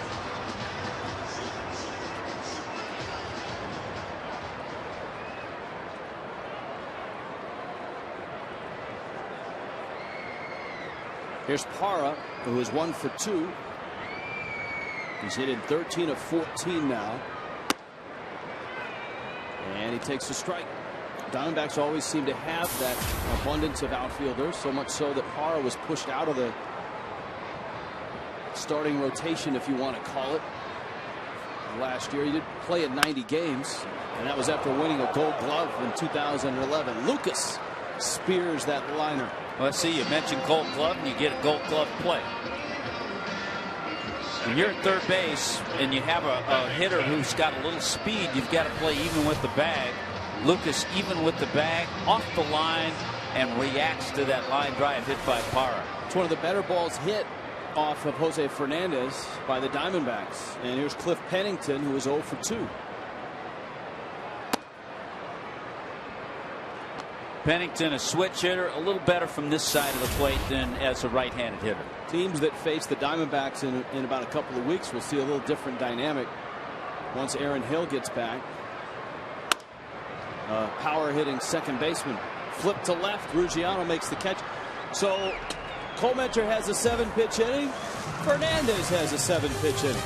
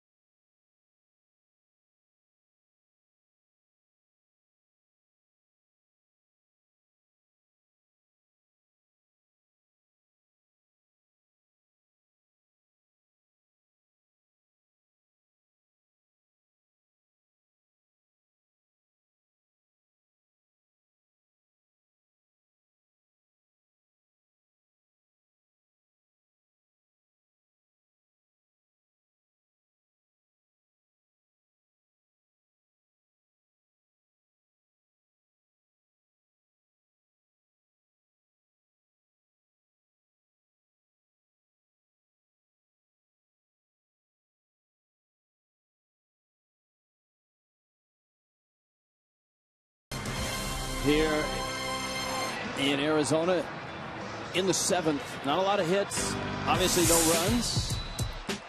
You can show your support for the Miami Marlins by joining their fan club for just $20. Your membership includes a Marlins fan club t-shirt, a fan club drawstring bag, 2 free ticket vouchers to a Marlins game, $10 off at Duffy's Sports Grill, and much more. 1-877-MARLINS. Go to marlins.com/fan club and sign up today. Rich Waltz along with Tommy Hutton, Allison Williams, John Stoltz, our producer, Jim Hawley, our director, Ken Lee, our critically acclaimed graphics coordinator, Josh Colmenter, and Giancarlo Stanton lines one into left field. Remember, he struck out on that same pitch his last time up. Almost looked like he was sitting on a changeup. And he bangs it into left field for a base hit. Boy, it's almost like the spell has been broken. The Colementor spell.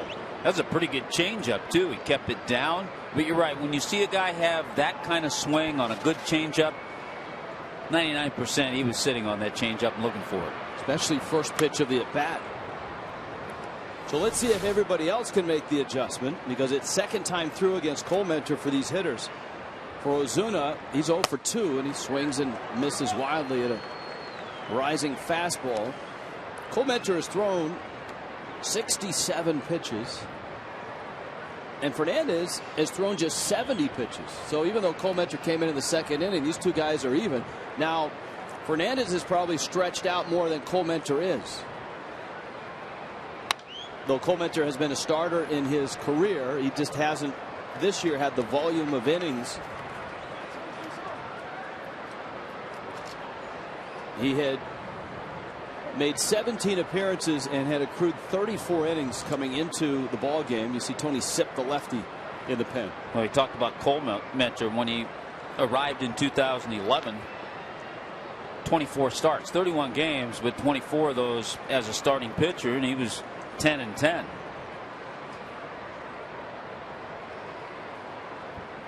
Ozuna ready, 0-2 coming. And it just missed. Colementor thought he had the strikeout.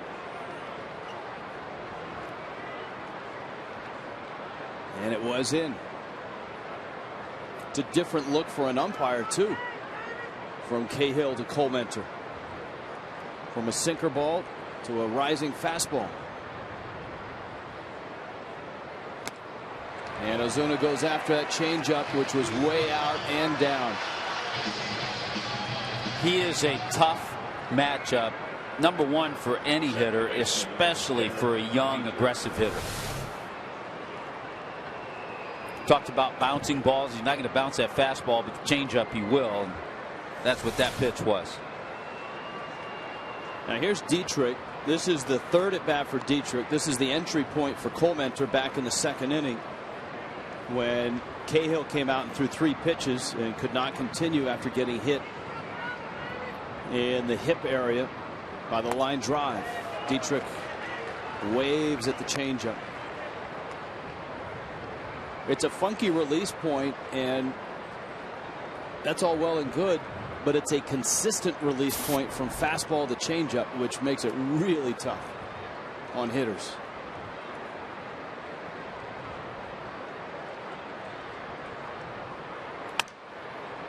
And Dietrich pops it up. Goldschmidt makes the catch. Yeah, because when you're a hitter and you look at that motion, the fastball's straight. It's not 95. It's right over the top, almost out of his ear, or as you pointed out, Iron Mike-like looking. And the delivery's the same with the fastball and the changeup, the motion. There aren't a whole lot of guys in the big leagues that throw that over the top. Chris Young, the former Princeton star, and he's 6'10".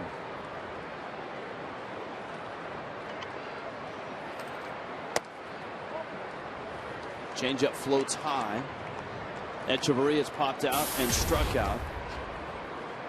Colementor, 6'2", 235 pounds. Central Michigan University. He is from Homer, Michigan.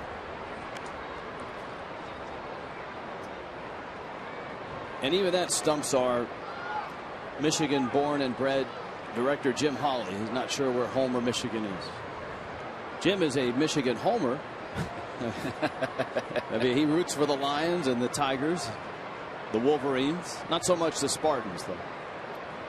Here's the 1-1. And Echeverria fouls it off.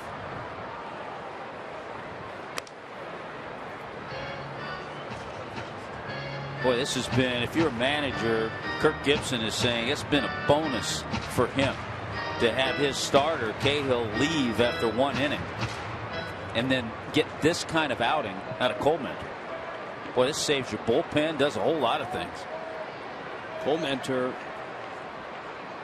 just 1 hit in almost 6 innings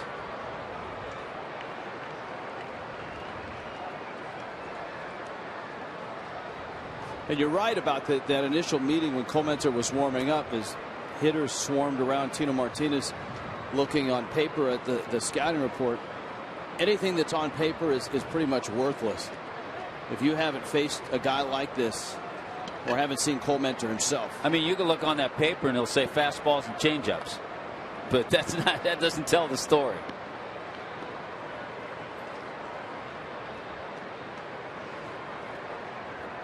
Stanton still at first. There's 2 outs. Echeverria's up. Dobbs on deck. Clemente. Big overhand breaking ball. It's in the dirt, and that's going to give Stanton a head start here with a full count and 2 outs.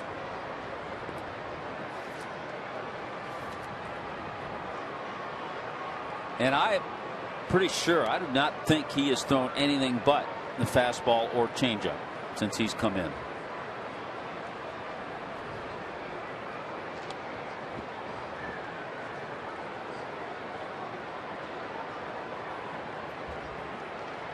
A right-hander has joined Sip, the lefty.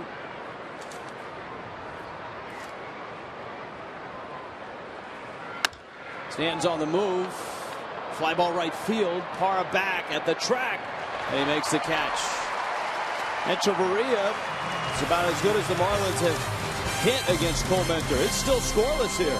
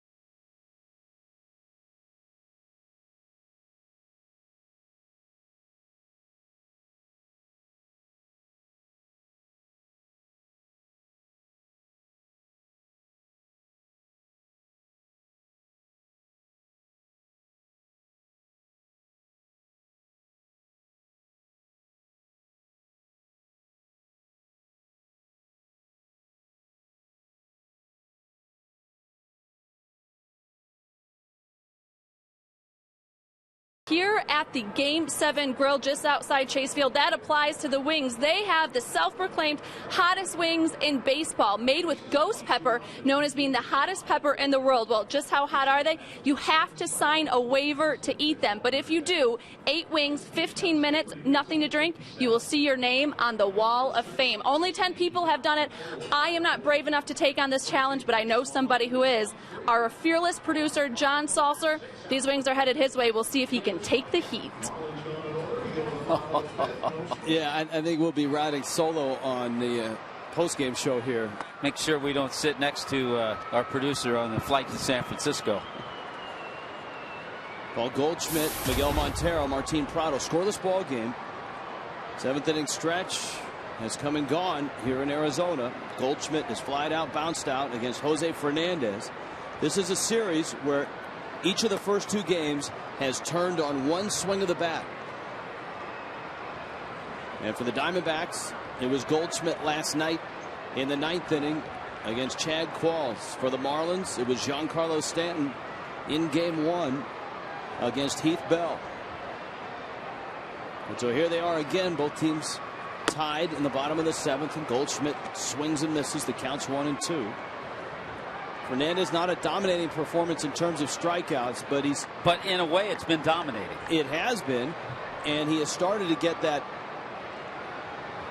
defector, that breaking ball over, and thus he's starting to accrue a few strikeouts. He now has 3.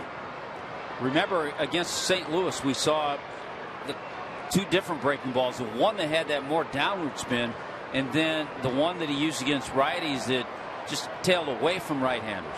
And look at the pitch count. That has to make Mike Redmond very happy. The 1-2. Goldschmidt leaning out a bit, and 96 came in. 2-2.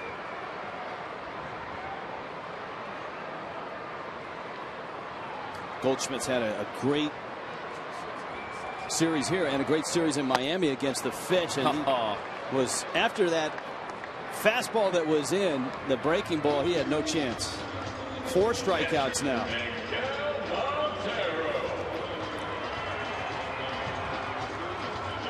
And 3 of the strikeouts have come in the last 7 hitters. So all of a sudden that started like it was going to be inside. Goldschmidt gave up on it, then tried to react, and it was too late. You know, watching that reaction, watch the reaction of Fernandez. I think he was upset at the location because Mathis had set up outside and the location was in. He got the strikeout, but Fernandez was not happy with the pitch. That's how much of a competitor he is. And he's starting to get locked in now with the breaking ball. And he bends one in for a strike to Montero. His average at 223, but Montero's been up over 350 in his last 10 games.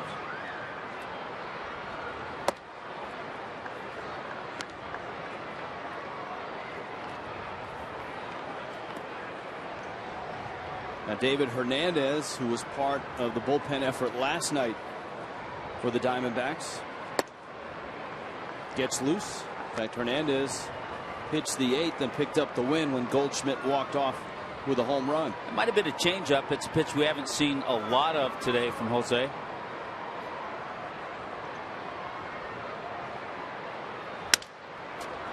On the ground, with that infield shifted over, it's Lucas who makes the play. And Fernandez has 2 quick outs here in the 7th. Now, Tommy, Fernandez went 107 pitches. His career high, and obviously this is his rookie year, so his season high.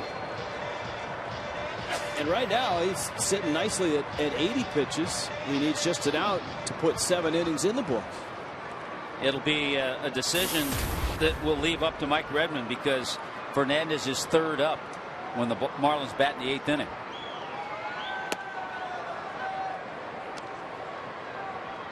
Certainly haven't been any stressful innings. He's been free and easy, and he's actually gotten better the last 2 or 3 innings. Diamondbacks had a hit in each of the first 3 innings, all singles.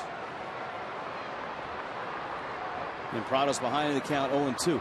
That's an impressive thing about Fernandez this year has been he'll give up an early run or 2 and you'll think, well, this is going to be the start where he blows up. And then all of a sudden he shifts it into a different gear like he did against the Cardinals. Remember, he gave up 2 runs in the first, and then he's dominant the rest of the way. And by the way, remember the stat we gave you earlier. I think he's had a couple, 1 or 2 today. When he gets ahead 0-2, nobody's gotten a hit this year off of him. At one point, he was 0 for 40. Not sure if he's done it a couple of times today. So he's ahead 0-2 to Prado.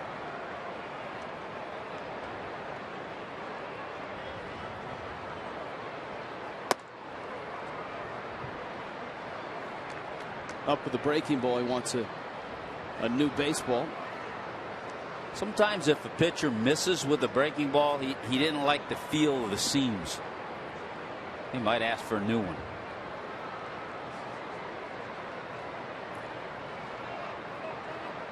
Now, as a hitter, you could really overthink, and you could say that means he probably wants to throw you another breaking ball. But you better be ready for his fastball.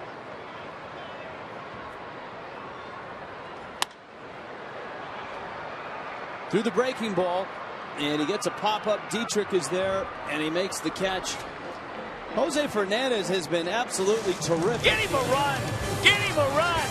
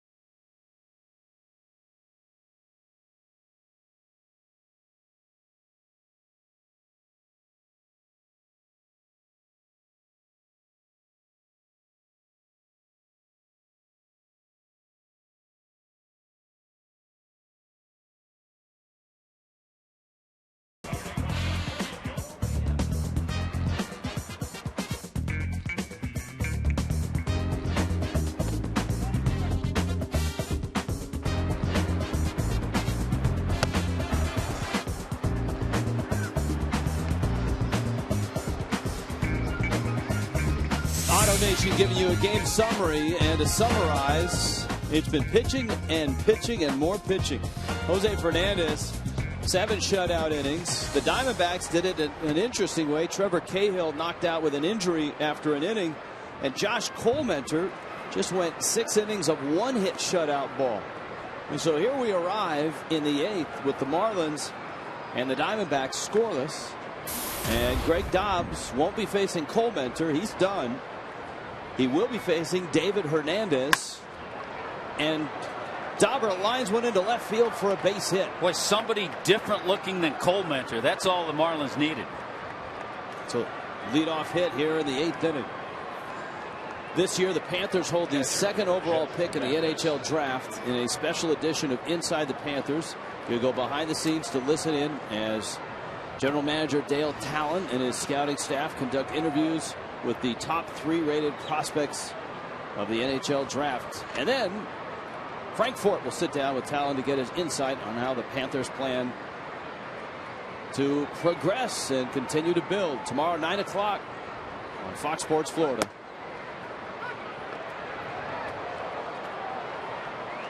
There's a couple things going on here, Rich, strategically. You've got Dunn warming up. Is he for real or is he a decoy? Because you have Jose Fernandez in the on-deck circle. So you could be knowing that you're going to send Fernandez back out there. You could have Dunn warming up as a decoy. I wouldn't think that with Mathis trying to bunt, though. So if you're Kirk Gibson, you have to kind of factor that out too. So it's 0-2, and you would expect Mathis to be swinging. The best case scenario would be Mathis gets on, and so then you could bunt Fernandez. Absolutely. And that obviously is an easy way to keep him in the game. But remember, Fernandez hit the ball 400 feet the last time to straightaway center.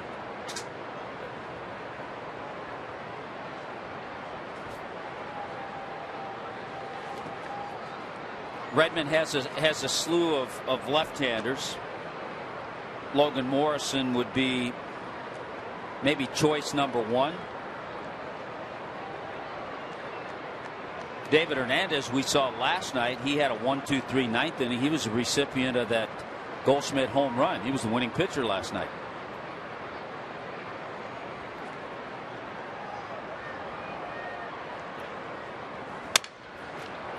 On the ground, out there and out there. The turn by Pennington.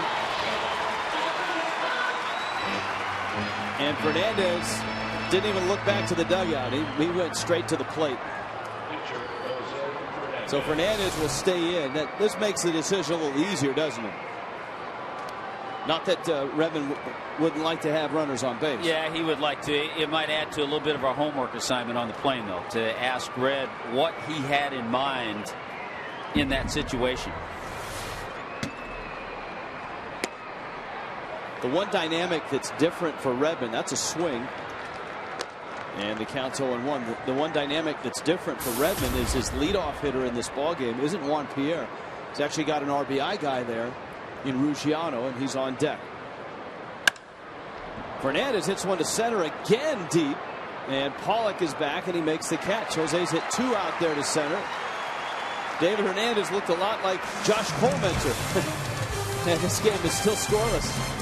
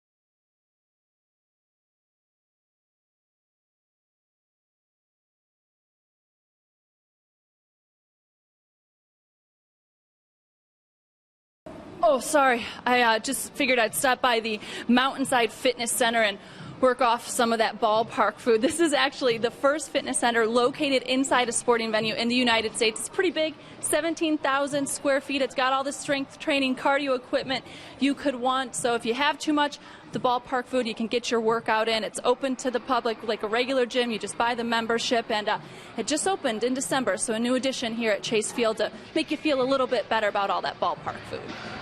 All right, thank you, Allison. Tommy, now the first venue to have a health club in it that you experienced was up in Toronto, right? Skydome had. Oh, yeah, they had a great facility. And after you eat one of those hot dogs with the mac and cheese and bacon, then you could find your way to the health facility. Jose Fernandez, 7 fabulous innings, but no runs for either team. Jason Kubel, A.J. Pollock, D.D. Gregorius. Jose Fernandez, Rich, has lowered his ERA, which was 3.11 to begin the game. He's lowered it to 2.84.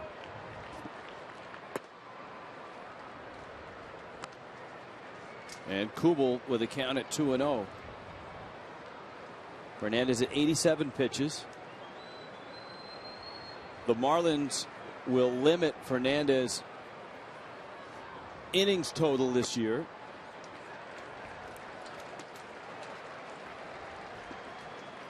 to around 160.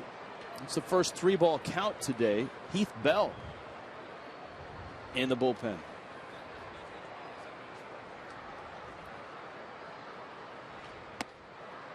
How about a 3-0 breaking ball? Knowing that Kubel in a scoreless game probably had the green light. See what he throws. 3-1.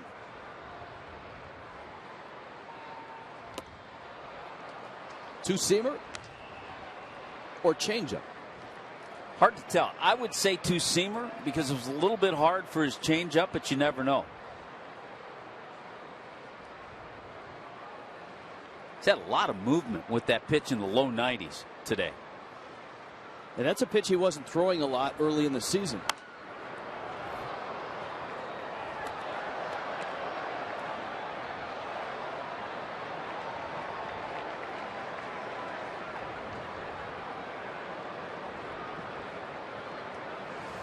So Kubel stays alive, counts 3-2. Pollock is on deck. Breaking ball.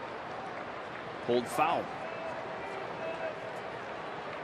So with that innings limit, in all likelihood, this is his final inning of this ball game.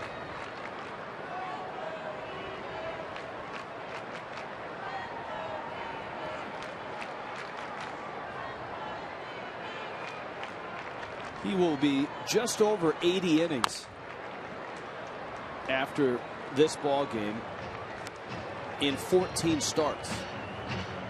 So if you do the math, you're better at that than me. So. You're looking at 28 starts to get to 160 innings. So he's kind of about halfway here. Which would probably mean the Marlins would shut him down in mid-September.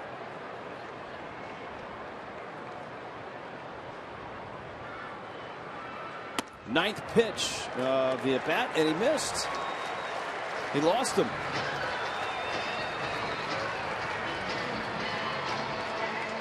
First walk of the game issued by Jose Fernandez. It was a good comeback. Remember, he'd fallen behind 3-0. Kubel gave him a good battle, and that breaking ball just hung off the plate.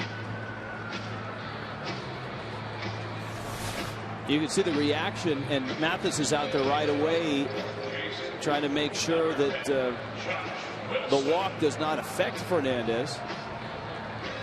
He certainly wears his emotions on his sleeve, though we have not seen, except maybe the one start in St. Pete, those emotions get to him when he came out in front of friends and family and high school classmates and was so amped up he was throwing 99 and got knocked around. That was the first time that we saw the 20-year-old act like a 20-year-old.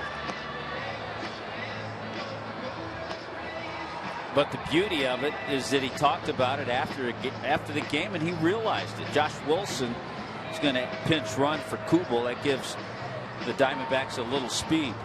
Former Marlin, Josh Wilson. And here's Pollock.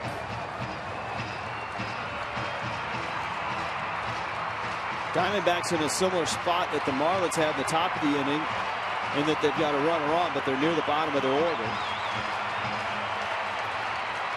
Pollock up, Gregorius on deck, and then you've got a lot of pinch hitting options after that. Mike Dunn, the lefty, is ready in the bullpen.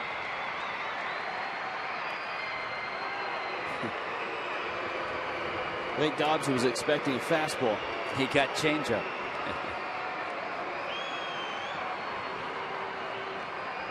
Let's see how Gibson plays this. But Pollock has been struggling, even though he had 2 hits last night.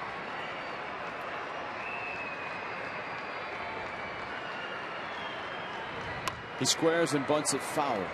They gave it away just a little. Sometimes you can pick that up. You want to look for that as an infielder. And he gave a little flinch as Fernandez was in the set position. Matt Williams, part of the all-star staff they've got assembled here in Arizona.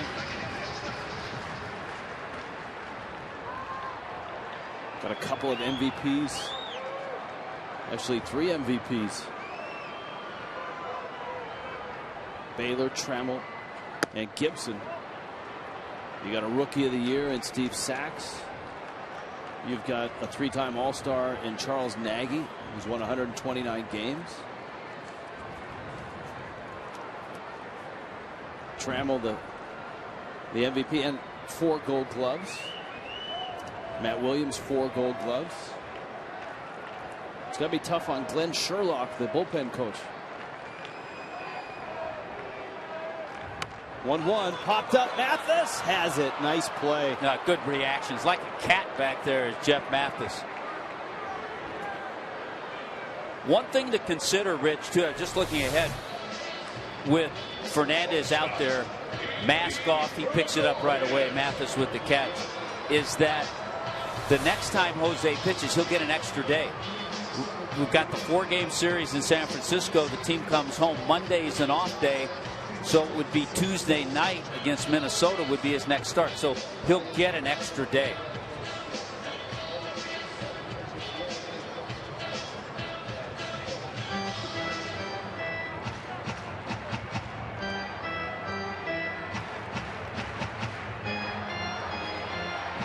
Here's Gregorius. Eric Hinsky is on deck.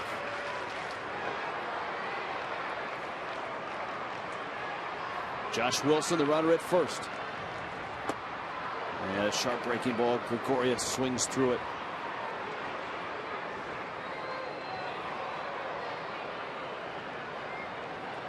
The word on Trevor Cahill, right hip contusion. I think we speculated that when it happened. Accurately. 0-1. Ball and a strike.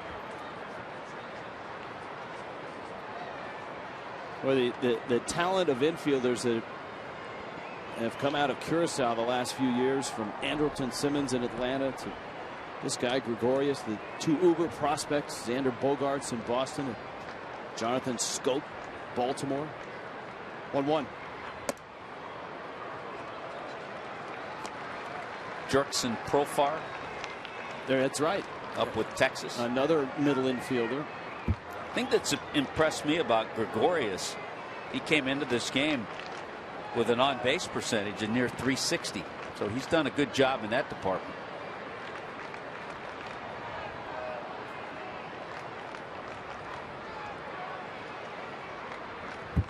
2-1 breaking ball.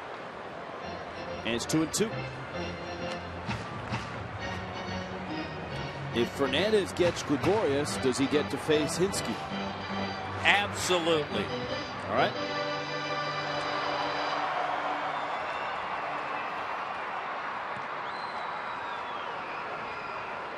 There is Hinsky.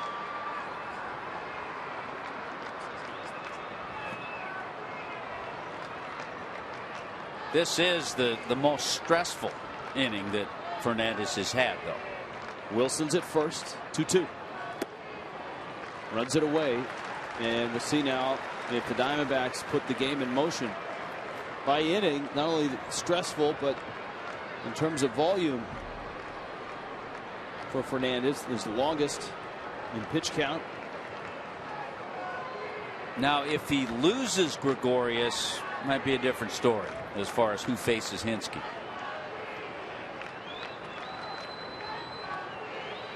Wilson runs, and it's out. And Fernandez lost him. I think he's going to take him out. He really hasn't looked the same. A couple of walks this inning, a lot of high pitch ABs, and did not make a good pitch with that breaking ball, the last one to Gregorius. Redmond had Mathis go out for a visit. And he's looking at his lineup card right now.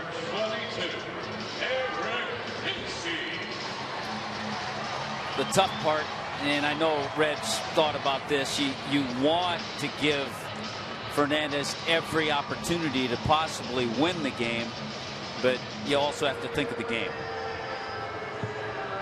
So runners first and second. Remember, there's only one out. And Red makes the call. Fernandez has to give up the ball, but the kid was terrific here in the desert.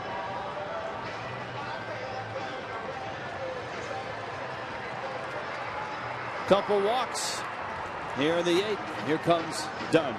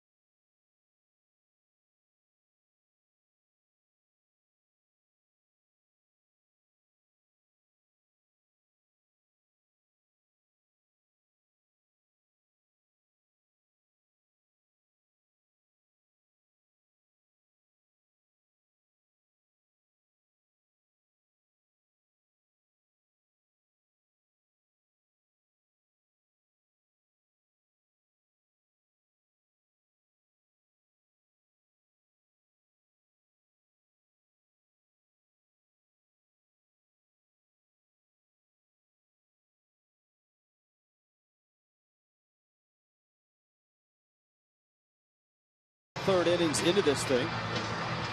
You can see the youngster not real pleased. Certainly with himself. A couple of walks to Jason Kubel and to D.D. Gregorius. Marlins are headed to San Francisco. And look at the pitching matchup brought to you by Chevron. Tom Kohler, Chad Godin. An unlikely matchup. Godin has pitched very well since Bruce Bochy has tossed him into the rotation. Tom Kohler needs a good start tomorrow, and we'll see that little red car sitting on the outfield wall in left field. Would that car take away a home run from Jorge Cantu? Would have been his 30th. I think it was the little car's good friend that had a surfboard. Yeah, the surfboard. And the surfboard actually extended above the fence line, and had Cantu's ball not hit the surfboard, the Marlins would have been the first infield in baseball history with all 4 guys to hit 30 or more home runs. Yeah. Cantu hit 29. Speaking of which, look who's at the plate. Cody Ross against Dunn.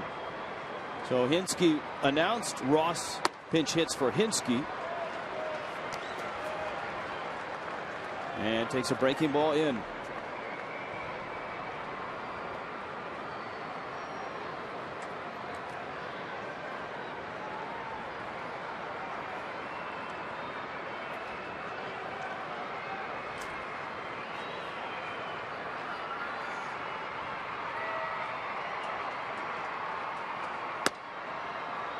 Outside corner. Well, we know that Mike Dunn has an outstanding fastball. We also know Cody Ross, very good fastball hitter. In a little bit of a slump, though, is Cody Ross. Now, Dunn faced Ross on Monday night and walked him.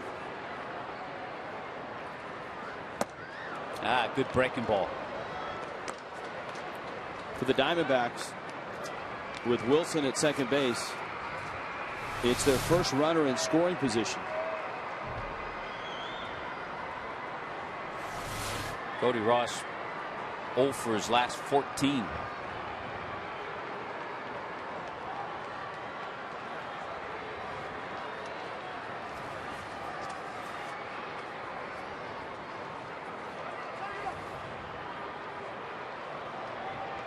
Ross gets timeout. Scoreless game, 3 hits apiece. Ryan Webb is ready in Miami's pen.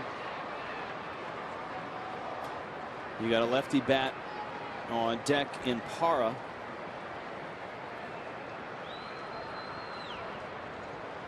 Wilson and Gregorius out on the bases. 1-2 coming. Ross, left field, deep, and gone.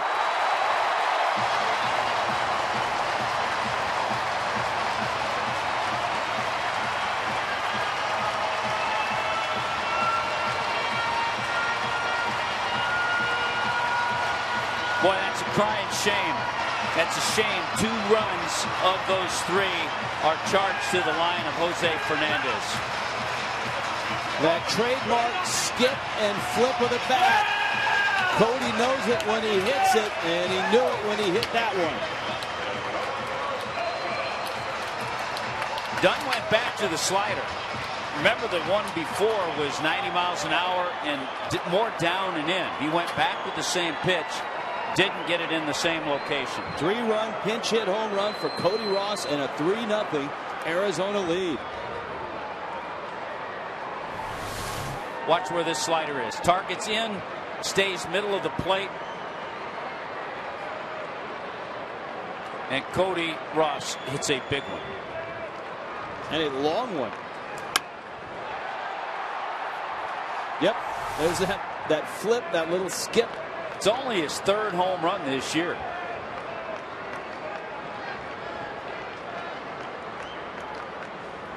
So if this thing holds up this way, all 3 of these games will have been decided by big home runs in the 8th or 9th inning.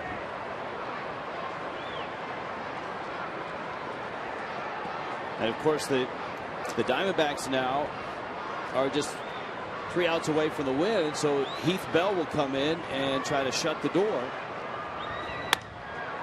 Dunn gets a fly ball towards the line. Ruggiano into that strip of sunshine, makes the catch. Well, the Kubel walk, the walk to Gregorius, that was the end of Fernandez. And you wonder how that at bat would have been. We talked about it. Even after the first walk, had Fernandez been able to get Gregorius, your thought was that he would stay in and face Hinske. Yes.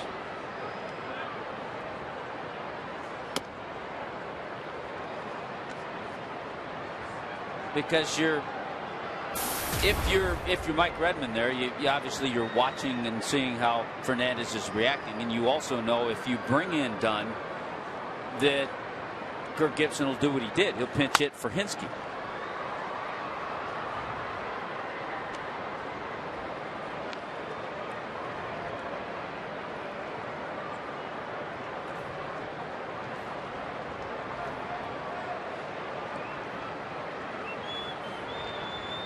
Cody Ross.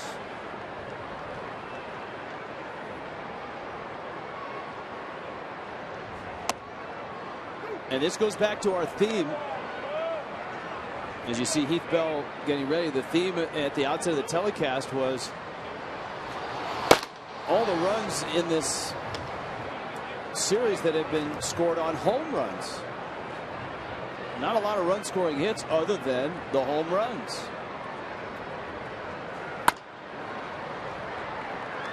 Echeverria spears it and flips on over to first in time to get the hitter, Cliff Pennington. Cody Ross, a 3-run pinch hit homer. It's 3-0 to the ninth.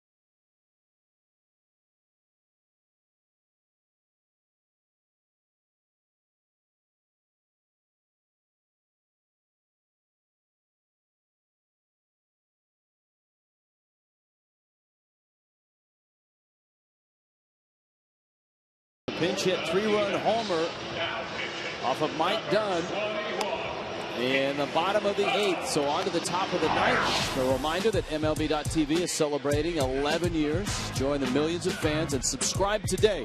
Watch every out-of-market game live online on your favorite mobile and connected devices in HD quality with MLB.TV Premium. Visit MLB.TV today. MLB.TV. Baseball everywhere. Heath Bell takes over for David Hernandez. Hernandez was the beneficiary of the Goldschmidt homer last night and picked up the win, and he can get another win here with the Cody Ross home run.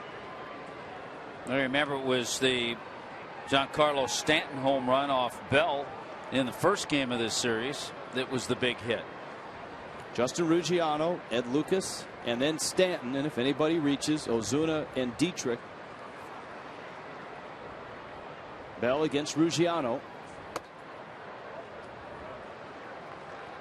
Marlins Live brought to you by Checkers. Follows the game. Allison Williams from the field. A recap of this ball game, of this series, and certainly a preview headed to San Francisco for 4 in a ball game that has had a couple of dramatic turns to it. One was the exit of Trevor Cahill after getting hit by a line drive. He has a right hip contusion. Josh Colmenter, 6 shutout innings where he gave up just 1 hit.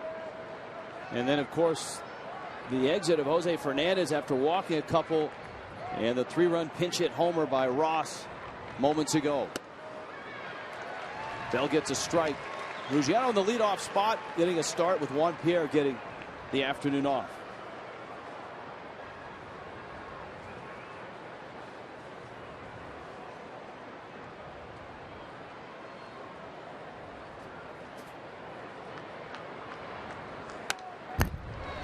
Bell with a high fastball, and it's fouled back. Of course, as the Marlins saw last year, for Heath Bell, when he's on and he's effective, he's able to throw the breaking ball for a strike.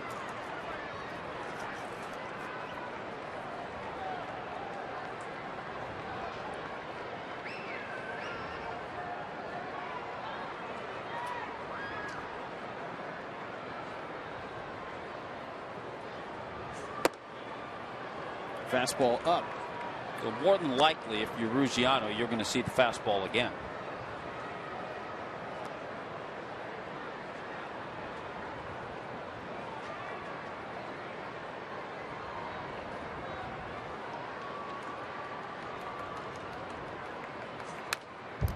It's amazing, even with limited time playing Ruggiano lately, he still leads the club in home runs and RBIs.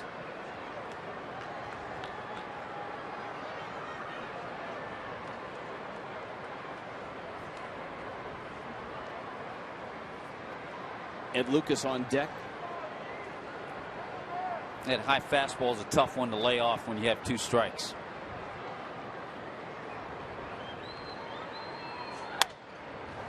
That fastball not so high, and Ruggiano fouls it back.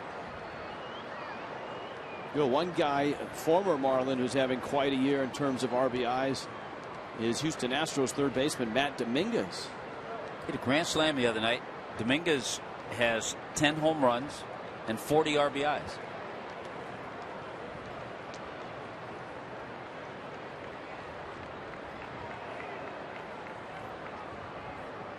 Three-two coming.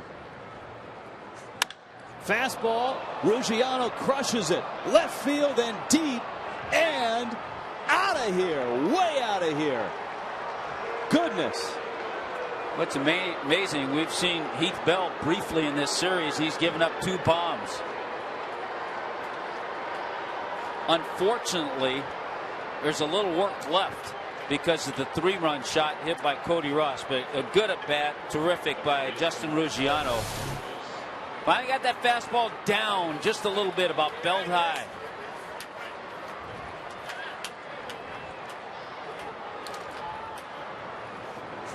So it's 3-1. And here is Lucas. And for Ed Lucas, the job is get on base. Lucas has shown a very patient eye at the plate. Well, you got to really like Ruggiano. His playing time limited of late, but it doesn't seem to bother him. When he gets in there, he produces.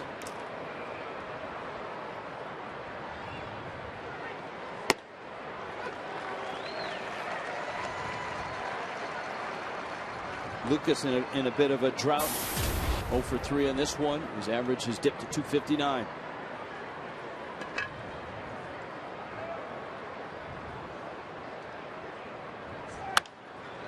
And Lucas, that's a fair ball, and down the line it goes. Lucas around first, and he knows that Parra is a Gold Glover. He'll stay with a single, and here we go.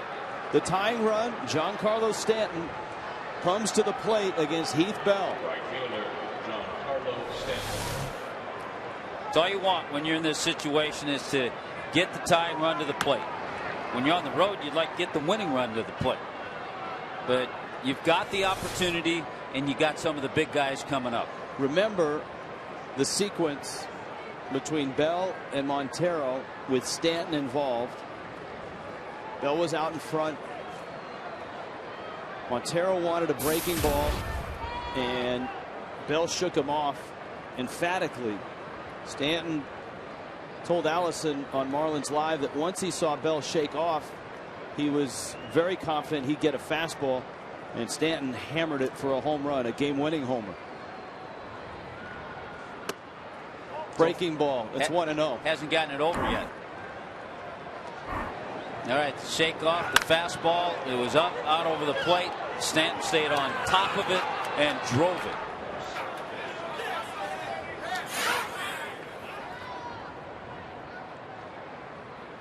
Breaking ball, not even close. We've seen this act, so you know that if you're Stanton, you're going to get a fastball now. He doesn't want to go 3-0.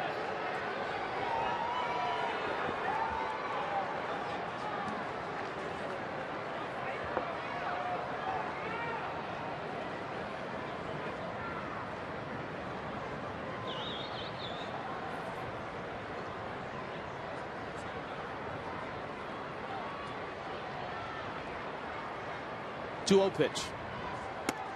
Breaking ball, and that's 2 feet outside. Now, if you're Heath Bell, what do? Because you know that, too. Got the feeling that Giancarlo will have the green light, too. Ozuna's on deck. You would think if it's a fastball, here's the 3-0. It's a fastball and a good spot on the outside part.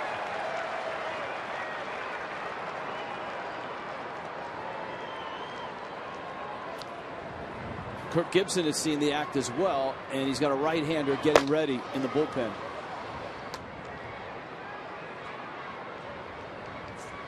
Fastball in. Walked him. The Marlins have runners first and second. There's nobody out. A run across on a long Justin Ruggiano homer as Heath Bell struggles to shut the door after Cody Ross's 3-run pinch hit homer in the bottom of the 8th.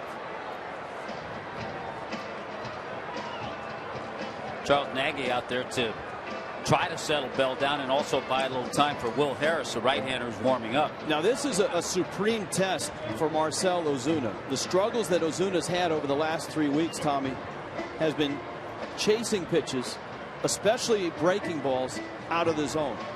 And high fastballs, and if Bell goes up, he'll keep that fastball up. So you're right, this is a big test. Having watched from the on-deck circle, watch Bell miss with the breaking balls. So Tony Sipp, the lefty, Will Harris, the right. Now the Marlins do have Logan Morrison in reserve, but they've got bats here that have the capability of doing damage in Ozuna and Dietrich.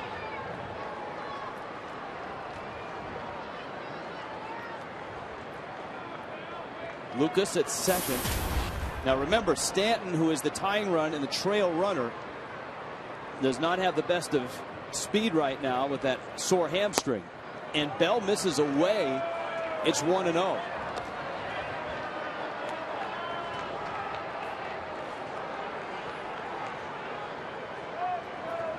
Ball strike ratio not good.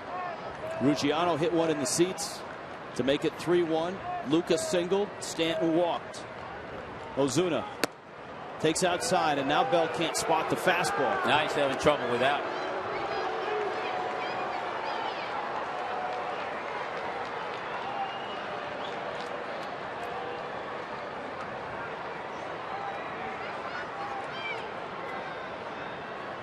Well, let's see if Marcell Ozuna gets one straight and down the plate. He has just one home run. It's okay. I think he was taking all the way. It's all right.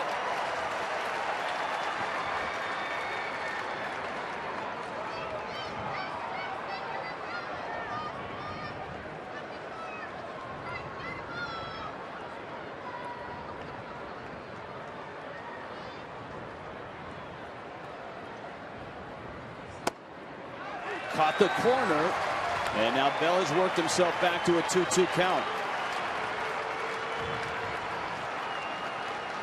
Yep, right on the corner. Good pitch. Now, if you're Ozuna, you got to be aware of that breaking ball. Bell hasn't thrown it for a strike, but he's thrown it in a spot that Ozuna has been chasing.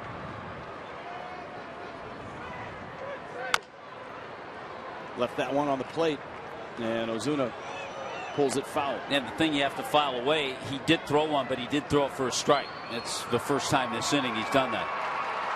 So now you have to be a little more aware. Lucas, a single. Stanton, a walk. And, of course, that followed a long Justin Ruggiano homer. Heath Bell in the 9th, trying to save it after Cody Ross broke a scoreless tie with a 3-run pinch hit homer in the bottom of the 8th. 2-2. Fastball, fly ball towards the line. Over for it is Parra, and he makes a running catch. And Bell has an out.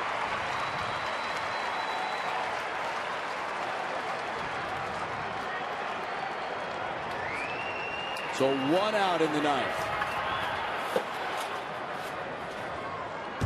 The cold hard fact brought to you by Frostbrewed Coors Light.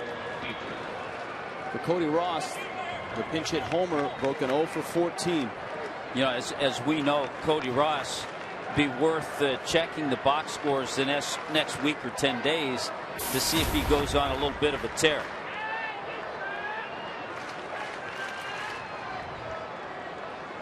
Dietrich now.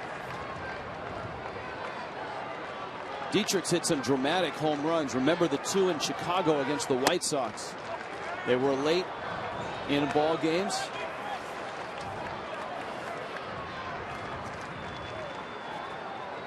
Logan Morrison getting ready. Yeah, his first 5 home runs, 4 tied a game, 1 put the Marlins ahead. It's a strike.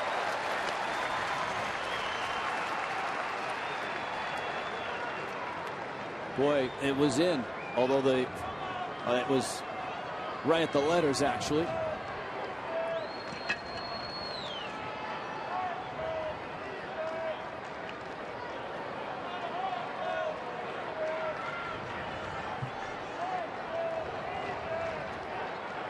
Dietrich 0 for 3 in the ball game.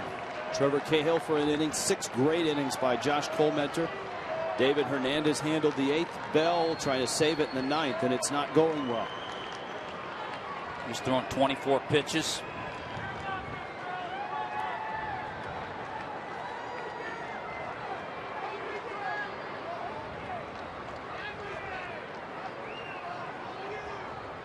Mike Dunn gave up that 3-run homer to Cody Ross. Dietrich got jammed, and sliding is Montero with a terrific play. Wow! Miguel Montero bolted from behind the plate, approached the fence, and with a feet-first slide made a wonderful play. Wow! What a terrific play. You talk about concentration, knowing where the fence is, and then having all the gear on as a catcher. That's a tremendous play by Montero. In a big, big spot. You know, we've been talking about, Rich, in this series. The Diamondbacks saw Turner, Eovaldi, and Fernandez, the young pitchers.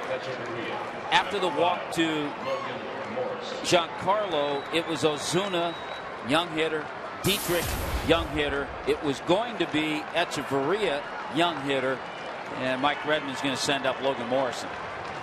Remember, the lefty is up and ready in the Diamondbacks pen. Kirk Gibson sticks with Bell, and so it's Morrison and Bell with 2 outs. Fastball up.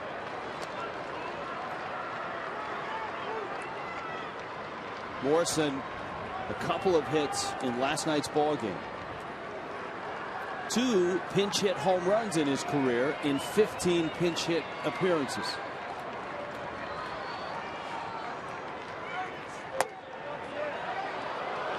Two and up.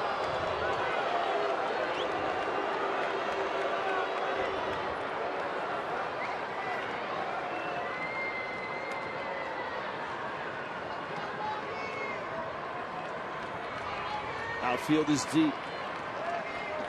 Stanton, the trail runner, the tying run. Lucas is at second. And Morrison, he's trying to make it 3 pinch hit home runs with that swing. Nearly came out of his shoes.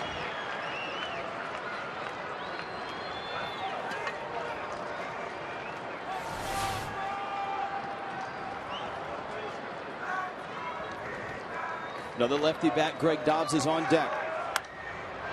And Bell came inside at 95 and got a strike.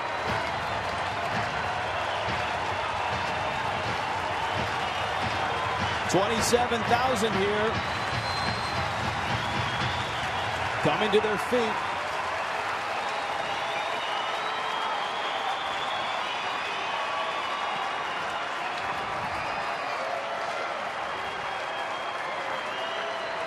'30th pitch from Heath Bell.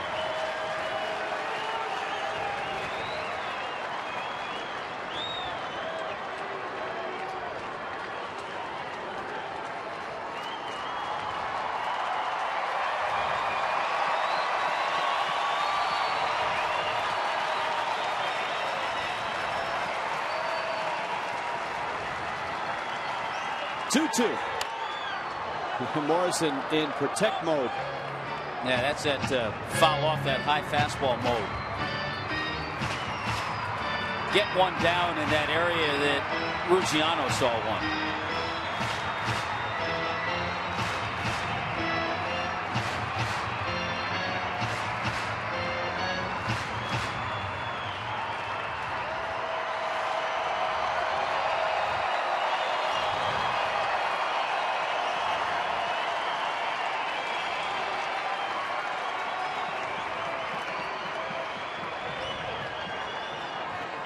A run across, but the Marlins are down to the last strike. Logan Morrison against Heath Bell.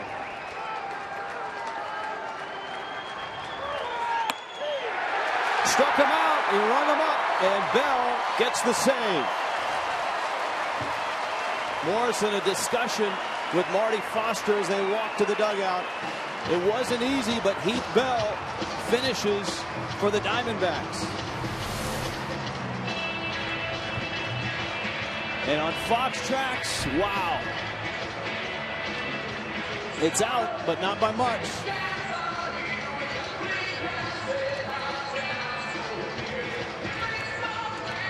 And so the Diamondbacks help themselves certainly.